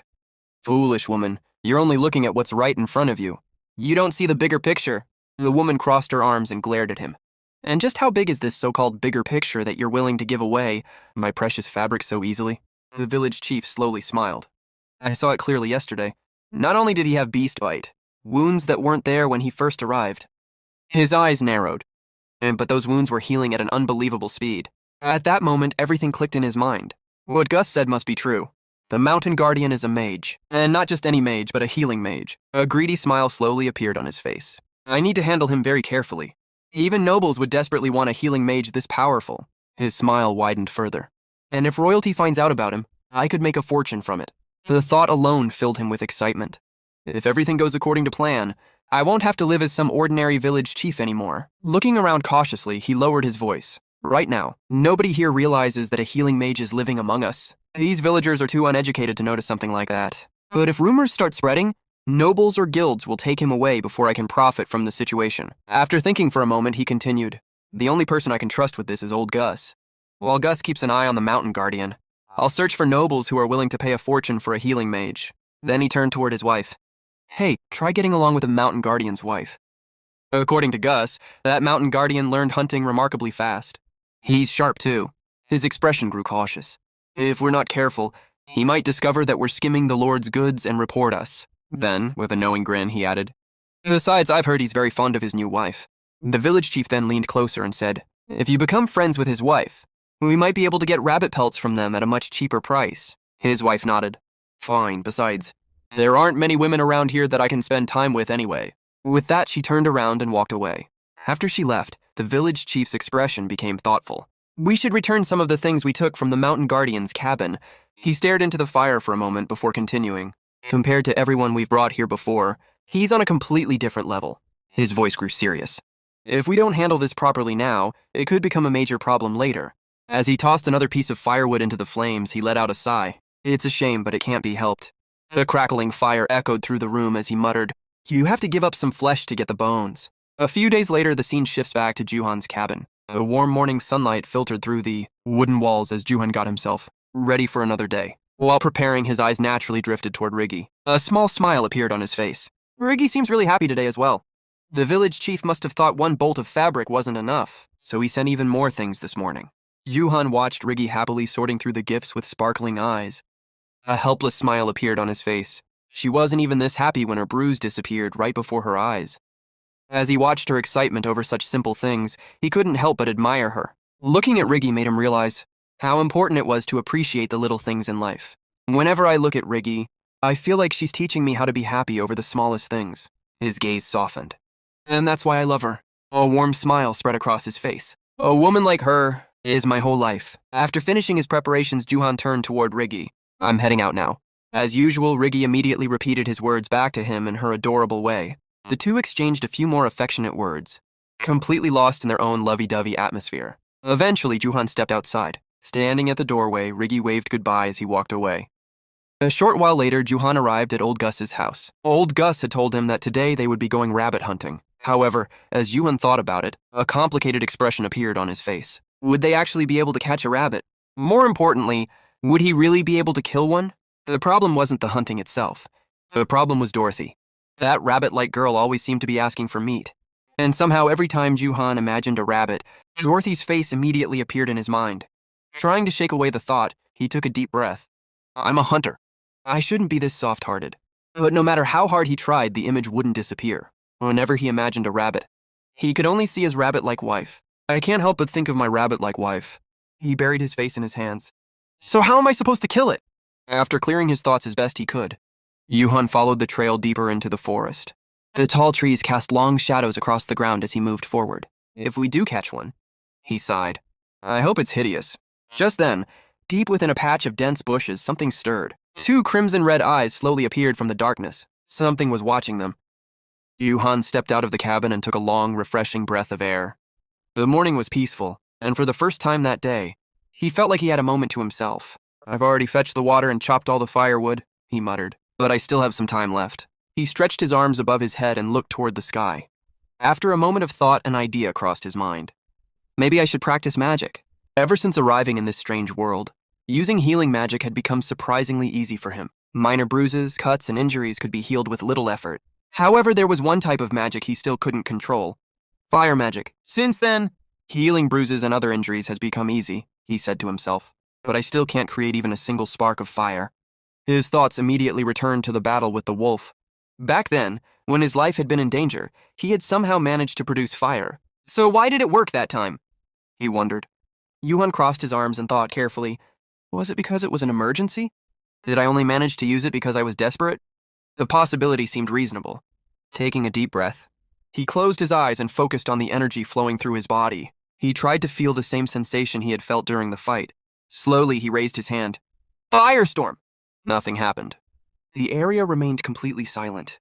Not even a tiny spark appeared. Yuhan stared at his empty hand before letting out a sigh. I'm not disappointed. He shrugged. I wasn't expecting much anyway. Still, he couldn't help feeling slightly frustrated. If he could use fire magic properly, Dorothy would absolutely love it. Healing magic wasn't exciting. It didn't glow dramatically. It didn't create explosions or sparks. It didn't make any impressive sounds. To Dorothy, healing magic was boring. I really wanted to show her some fire magic, he admitted. What a shame. Then suddenly, crack, a tiny spark appeared above his palm. Yuhan's eyes widened. Huh? The spark flickered weakly before turning into a small flame. He immediately focused on it. So it worked. A smile slowly appeared on his face. He had finally succeeded. Unfortunately, the fire was incredibly small. The flame was barely larger than the one produced by an ordinary lighter. Yuhan stared at it for a few seconds. This is disappointing. The flame danced weakly above his hand. I finally managed to create fire, but it's this small. Before he could complain any further, the cabin door slowly opened. Dorothy stepped outside while rubbing her sleepy eyes. She looked like she had just woken up from a nap. At first, she didn't notice anything unusual, but as her eyes gradually focused, she suddenly froze. Her mouth opened. Dad's hand is making fire! Her sleepy expression disappeared instantly. Now she looked completely awake. Dad is using fire magic! She pointed excitedly at Yuhan's hand. Yuhan laughed nervously. Dorothy, you're standing a little too close. The little girl ignored him completely. Her eyes were shining brighter than the fire itself. I have to tell Mom. Without wasting a second, she turned toward the cabin. Mom! Dad is using fire magic! Yuhan couldn't help smiling. Compared to his reaction, Dorothy seemed far more impressed by the tiny flame. The reflection of the fire danced inside her eyes as she continued staring at it. A few moments later, Riggy stepped outside. She looked confused at first. Then she noticed the flame. Her eyes widened. Yuhan? She stared at his hand. Fire is coming from your hand. Dad is using fire magic, Dorothy proudly announced again. Riggy looked genuinely surprised. Yuhan glanced at both of them. Riggy was impressed. Dorothy was practically overflowing with excitement. It seemed both of them loved fire magic. I guess I'll have to improve this, Yuhan thought. It would definitely take time. Still, he couldn't stop smiling. Not long ago, he couldn't use fire magic at all. Now, even though the flame was tiny, it was proof of progress. At the very least, he said, I might be able to use this to start campfires. Suddenly, Riggy seemed to remember something important. Oh! Without another word, she turned around and headed back inside the cabin. Dorothy blinked. Then she quickly followed after her. Mom, wait! Yuhan watched both of them disappear inside. Already done watching? A moment ago, they had looked fascinated. Now they were gone. Standing alone, Yuhan looked down at the flame. I worked hard to make this. Then another problem entered his mind. How do I turn it off? He stared at the fire. The flame continued burning peacefully. Yuhan waved his hand around. Nothing happened. He shook his arm. Still nothing. The fire remained exactly where it was. This is a problem. He tried several more times. Nothing worked. Finally, he gave up. Whatever. He shrugged. It'll probably go out on its own. The instant he finished speaking, poof, the flame disappeared. Yuhan blinked. Seriously? A few seconds passed. Then he sighed. The magic in this world is really weird. Shaking his head, he returned to the cabin. As he approached the entrance, he noticed Dorothy standing near a bucket. It was the bucket containing their remaining meat. Dorothy? The little girl looked into the bucket with a sad expression. This meat is so small. She sounded genuinely heartbroken. Riggy couldn't stop herself from laughing. Yuhan looked inside the bucket. The amount of meat remaining was indeed very small. No wonder Dorothy looked depressed. The girl loved meat more than almost anything. Seeing her reaction, Yuhan smiled. Don't worry. Dorothy immediately looked up. Dad will definitely bring home rabbit meat today. Just then, a familiar voice called out. Yuhan. Yuhan turned around. An old man was standing nearby. Are you ready? The moment he saw him, Yuhan immediately recognized him. Old Gus, finally, you're here. Yuhan picked up his bag and gathered his weapons. Looks like it's time. Dad! Dorothy ran over. Have a good trip. Yuhan smiled and gently patted her head. Dorothy is a good girl. Be careful, Yuhan, Riggy said. You too, Yuhan replied. Then he leaned forward and kissed Riggy. Dorothy watched everything carefully. A few seconds later, she raised her hand. Dad, me too, Yuhan laughed. Don't worry. He crouched down. You get one too. Then he kissed Dorothy on the cheek. The little girl immediately smiled. Mission accomplished. As Juhan stood up, he suddenly sniffed the air. Hmm? He looked suspiciously at Dorothy. Why do you smell like meat? Dorothy froze. Did you eat some again? The girl nodded proudly. Yes. Riggy burst into laughter. Juhan could only shake his head. Soon afterward, Juhan and Gus began walking toward the mountains. The journey quickly turned into a lesson. Gus constantly pointed out useful information. Sometimes he would ask questions. Could that tree be used for firewood? Other times he pointed at tracks and signs left by animals. At one point he showed Juhan rabbit droppings. This tells us rabbits have passed through here recently. Juhan listened carefully. There was still a lot he didn't know. Everything about hunting felt completely new. Then suddenly Gus raised a hand. Stop. Juhan immediately halted. Gus pointed forward. Look over there. Juhan followed his finger. A rabbit was standing in the distance. At least it looked like a rabbit. A rabbit? Juhan frowned. The rabbits he remembered from Earth looked completely different. This creature was much larger. It almost resembled a kangaroo. Is this because I got isekai'd? He stared at it. That thing looks more like a kangaroo than a rabbit. The creature hopped forward energetically. Seeing it, Gus nodded. This is perfect. For what? Your first hunt. Juhan looked at the rabbit again. It doesn't look dangerous. Exactly, Gus replied. Compared to the beast that attacked you before, this creature is completely defenseless. Then a nostalgic smile appeared on his face. I can still remember my first hunt. His expression became serious again. Use your bow. Juhan slowly prepared himself. As he did, he couldn't help admiring Gus. The old hunter had spent only a short amount of time teaching him. Yet somehow Juhan was already learning more and more every day. This is your hunt, Gus said. I'm only here to teach you the cruel reality of hunting. Then he pointed toward the rabbit. You'll never forget this day, Gus continued. Aim for its leg first. Juhan frowned immediately. The leg? That didn't make sense. A leg shot wouldn't kill the rabbit. It would only make it suffer. Gus nodded. Exactly. Juhan remained silent. First, you shoot a still target, Gus explained. Then you shoot a target struggling in pain. His voice was calm. This is training. Juhan didn't like hearing that. Still, he listened. The mountain belongs to nobody. Gus looked toward the distant peaks. Today luck might favor you. Then he looked at the rabbit. Tomorrow it might favor the animal. Finally, he looked directly at Juhan. If you want to return home alive, never forget today. Juhan tightened his grip on the bow. He still didn't fully understand. He knew almost nothing about hunting. He knew almost nothing about the mountains. But he understood one thing. Gus wasn't teaching him how to kill. He was teaching him how to survive. At that moment, the rabbit noticed him. The creature's ears twitched. Juhan raised his bow. For some reason, the situation reminded him of his first day in this world. The cage, the fear, the helplessness, the realization that humans could imprison other humans. The memory flashed through his mind. Then he returned to the present. I know nothing about these mountains. I know nothing about hunting, but Gus is trying to teach me how to live. Juhan took a deep breath. He pulled back the bowstring. The rabbit remained completely unaware of what was about to happen. Everything seemed to slow down. The wind stopped. The leaves became still. Even the sounds of the forest seemed to disappear. Then, Juhan released the arrow. The bowstring snapped forward. The arrow shot through the air like lightning and raced directly toward the rabbit. And for a brief moment, the entire world fell silent. We see that an arrow has already pierced the rabbit's leg. The wounded creature rolls across the ground, kicking frantically as a sharp cry escapes its throat. Its screams echo through the quiet forest, making the scene difficult to watch. Juhan freezes. For a moment, he simply stares at the struggling rabbit. I hit it, he says in shock. Old Gus stands beside him with his arms crossed. His expression remains calm and unreadable. Do it again. Juhan turns toward him, unable to believe what he just heard. What? Do it again, Gus repeats. Juhan looks back at the rabbit. You want me to shoot it again? Yes, Gus answers without hesitation. This time, aim for its front paw. Juhan's eyes widen. He cannot understand why Gus would ask him to do something like that. The rabbit is already injured. One more accurate shot could end its suffering instantly. Yet Gus wants him to wound it again. For a few seconds, Juhan remains silent. Why? He doesn't understand the reason. But something about Gus's expression tells him that this lesson is important. Juhan lowers his gaze toward the rabbit once more. The creature continues crying in pain as it drags itself across the ground. A feeling of pity begins to grow inside him. No, I can't let myself hesitate. If I keep looking at it like this, I'll start feeling sorry for it. He clenches his jaw. I shouldn't be thinking about the rabbit. I should be thinking about Dorothy and Riggy. Everything I'm doing is for them. Slowly, Juhan raises his bow again. The rabbit's cries reach his ears. I'll pretend I can't hear it. It's only the cry of an animal. Nothing more. Taking a deep breath, he pulls back the string.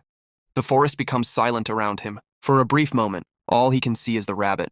Then he releases the arrow. The world seems to slow down. We see the rabbit's terrified eyes, reflecting the incoming arrow as it flies through the air. It doesn't matter if I become a villain. The arrow rushes forward. It doesn't matter if I become a demon. A moment later, the shot lands. The lesson is over. Some time passes. The sun has begun to sink lower in the sky. Yuhan and old Gus sit together in silence. Neither of them speaks for several moments. Yuhan stares at the ground. His thoughts remain fixed on what happened earlier. Finally, he breaks the silence. Even though I could have ended its life instantly. He pauses. I caused it pain on purpose. The words feel heavy. He hates admitting them. Yet he knows they are true. After another moment, he continues speaking. It's a despicable act against the natural order. His hands tighten into fists. But hunting is no romantic endeavor. He slowly lifts his head. This is a struggle for survival between humans and animals. Yuhan lowers his gaze and examines his hands. The same hands that feed his family. The same hands that injured an innocent creature. For a long time, he remains silent. Then he whispers, "But I must never forget what I did today." If he forgets, he might start treating life carelessly. If he forgets, he might lose sight of what hunting truly means. Suddenly, Gus stands up. Without saying anything, he picks up a large sack and tosses it toward Yuhan. Yuhan catches it. The weight surprises him. He opens the bag slightly and immediately sees several rabbits inside. His eyes widen. Wait. He looks up. All of them? Gus simply smiles. Take them. Yuhan blinks. Seriously? Gus nods. They're yours. For a moment, Yuhan doesn't know what to say. This amount of meat could feed his family for quite some time. A warm feeling fills his chest. Thank you. Gus waves his hand dismissively. Don't mention it. Then his expression changes. Now let's deal with the last rabbit. Yuhan looks around. The last one? Gus points toward a nearby patch of grass. Over there. Yuhan follows his finger. A rabbit is standing alone in the distance. Something about it immediately catches his attention. It looks different. Very different. Unlike the others, this rabbit seems healthier and more alert. Yuhan places his sack on the ground. His hand reaches for his bow. But before he can take aim, a thought enters his mind. Why do we need to kill it? The question refuses to leave. He studies the rabbit carefully. What if we raised it instead? The idea becomes more appealing the longer he thinks about it. Rabbits are relatively easy to care for. They reproduce quickly. A small population could eventually become a reliable source of food. And if a time comes when hunting becomes impossible, wouldn't they serve as emergency rations? The more he thinks about it, the more sense it makes. Finally, he turns toward Gus. I don't want to kill this rabbit. Gus raises an eyebrow. Oh? I want to keep it alive. For a moment, the old hunter looks genuinely surprised. Then he chuckles. Well, that's your choice. Yuhan smiles slightly. Gus reaches into his belongings and pulls out another sack. If you're going to keep it, you'll need to catch it first. He hands the bag over. Use this. Yuhan accepts it. Thanks. Then he crouches low to the ground. The rabbit watches him cautiously. Neither side moves. The hunt has become something entirely different. Instead of preparing to kill, Yuhan prepares to capture. The scene slowly fades. A short time later, we find ourselves inside Gus's home.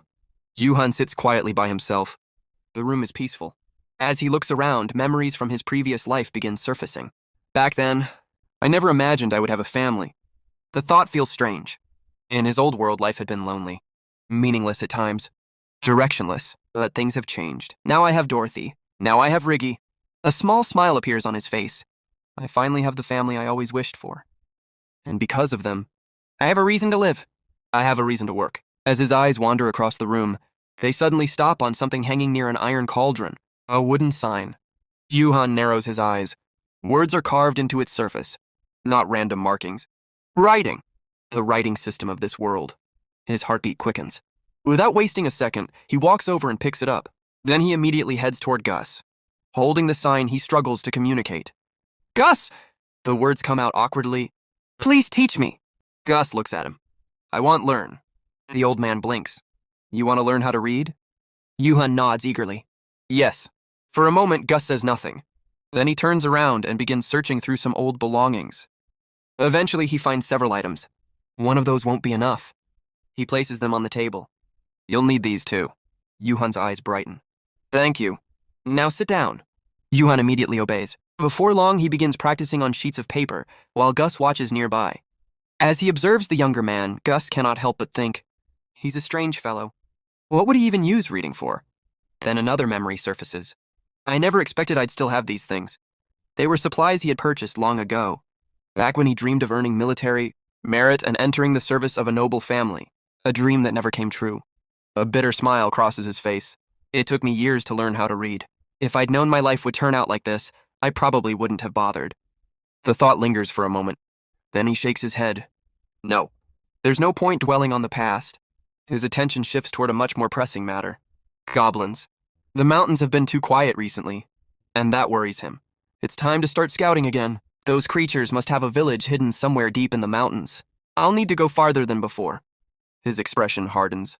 Every experienced hunter knows what spring means. Animals become more active, and so do goblins.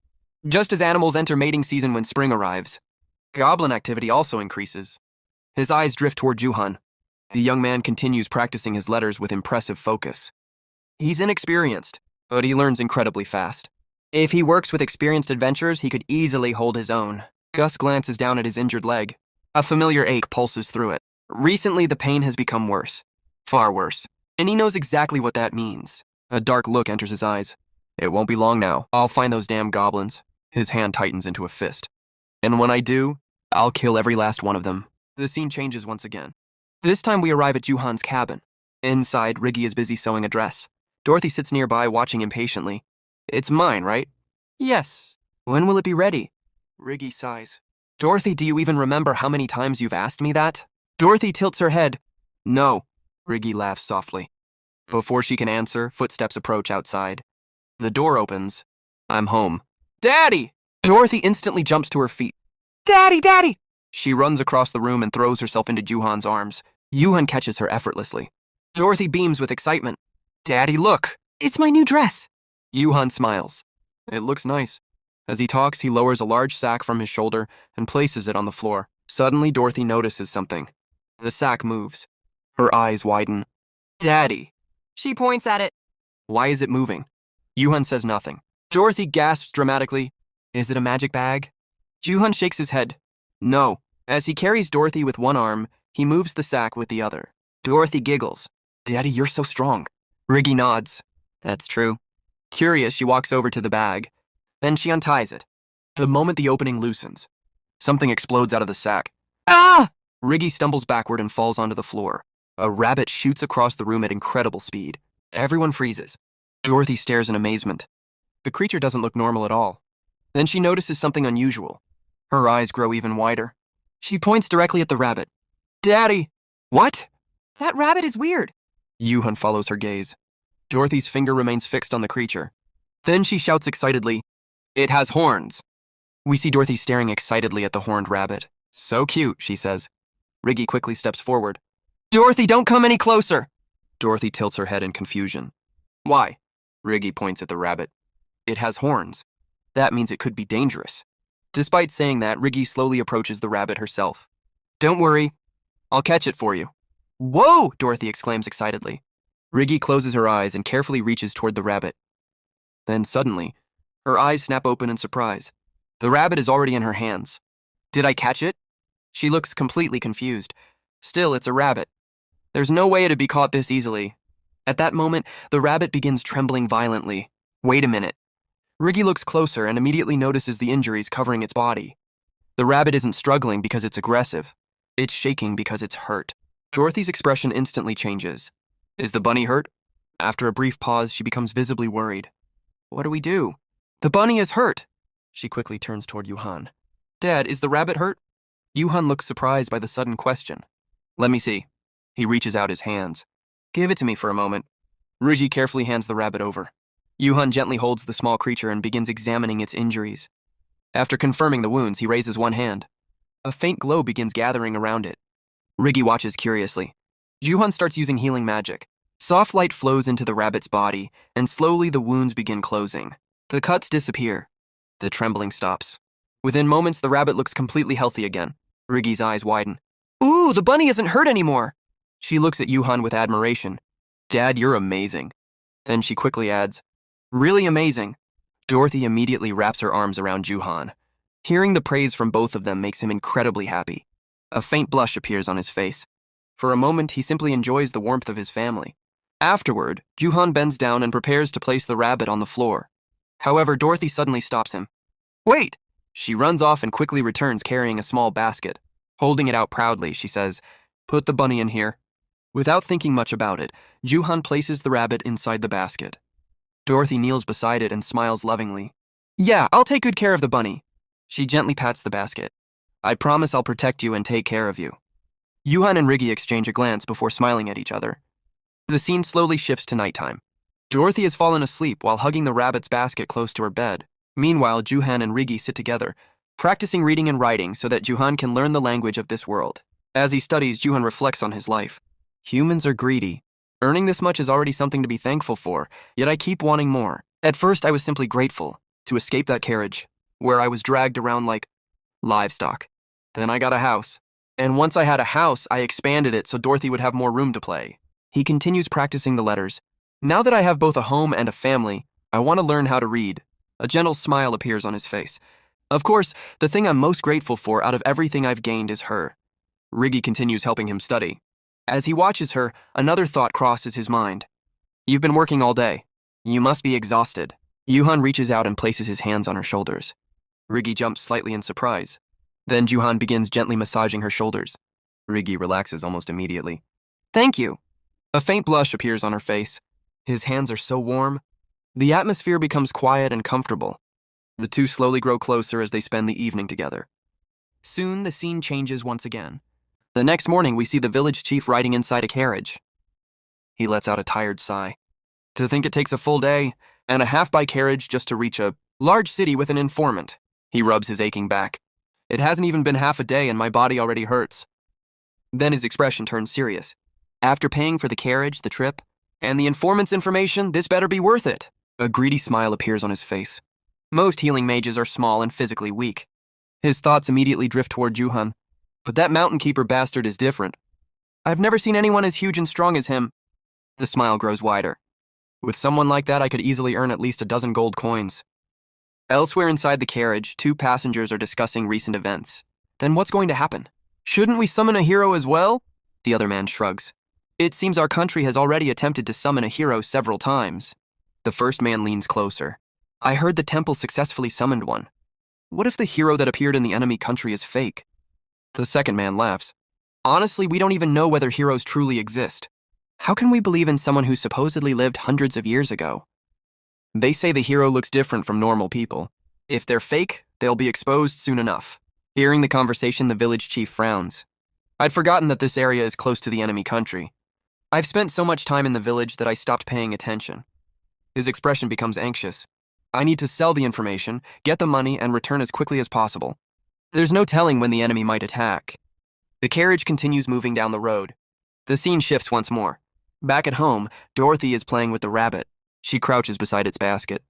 You're bored, aren't you? She giggles. I'll play with you. Just then, Riggy walks into the room. Dorothy, that's not for eating. Dorothy looks confused. Mommy, are you silly? Riggy blinks. I know baby bunnies aren't for eating. Riggy points toward Dorothy's mouth. If you know that, then wipe the drool first. Dorothy quickly wipes her mouth. Then she suddenly remembers something. Oh, bunny food! She jumps to her feet. Mommy, I'm going to feed the bunny! As soon as she steps outside, she notices something unusual. Her eyes widen. We already have a house. She looks toward Juhan, who is busy working nearby. Why is Dad building a fence? A moment later, she remembers why she came outside. Oh, right. I came out to feed the bunny. Ha ha! She happily runs toward the rabbit enclosure. When she arrives, she stares at the larger rabbits inside. It really is big and ugly. Nevertheless, she places the food down for them. Afterward, she kneels beside her own rabbit. I'm busy today, so you have to eat by yourself and be a good bunny. Got it? She carefully divides the food equally. Then a thought suddenly crosses her mind. It looks like Dorothy can use magic, too. A huge smile appears on her face. I'll have to brag to Dad when he gets back. Her imagination begins running wild. Maybe I can use magic on wolf meat, too. She becomes increasingly excited just thinking about it. Meanwhile, the scene shifts to Riggy. She is sitting inside the house while holding a preserved wolf head and several pelts. A merchant caravan should arrive in the village soon. She looks worried. It'll be a big problem if we can't buy the things we need. Her eyes move toward a wolf pelt nearby. Especially since merchants love wolf pelts. A gentle smile appears on her face. This was the first thing Juhan ever hunted. I don't want to sell it. But reality quickly returns. There are still so many things we need to buy. She begins counting on her fingers. I'd like to get more clothes for Juhan. He needs shoes too. And it would be nice to have more water buckets, pots, and cooking ingredients. After thinking for a while, she sighs. One rabbit pelt definitely isn't enough. Determined, Riggy ties back her hair, grabs a pair of scissors, and starts working. Sometime later, the front door opens. I'm home! Juhan's voice echoes through the house. Dorothy immediately runs toward him.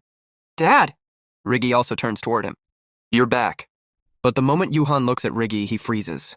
His eyes widen in surprise. Dorothy points dramatically at her mother and shouts, Mommy's hair is gone.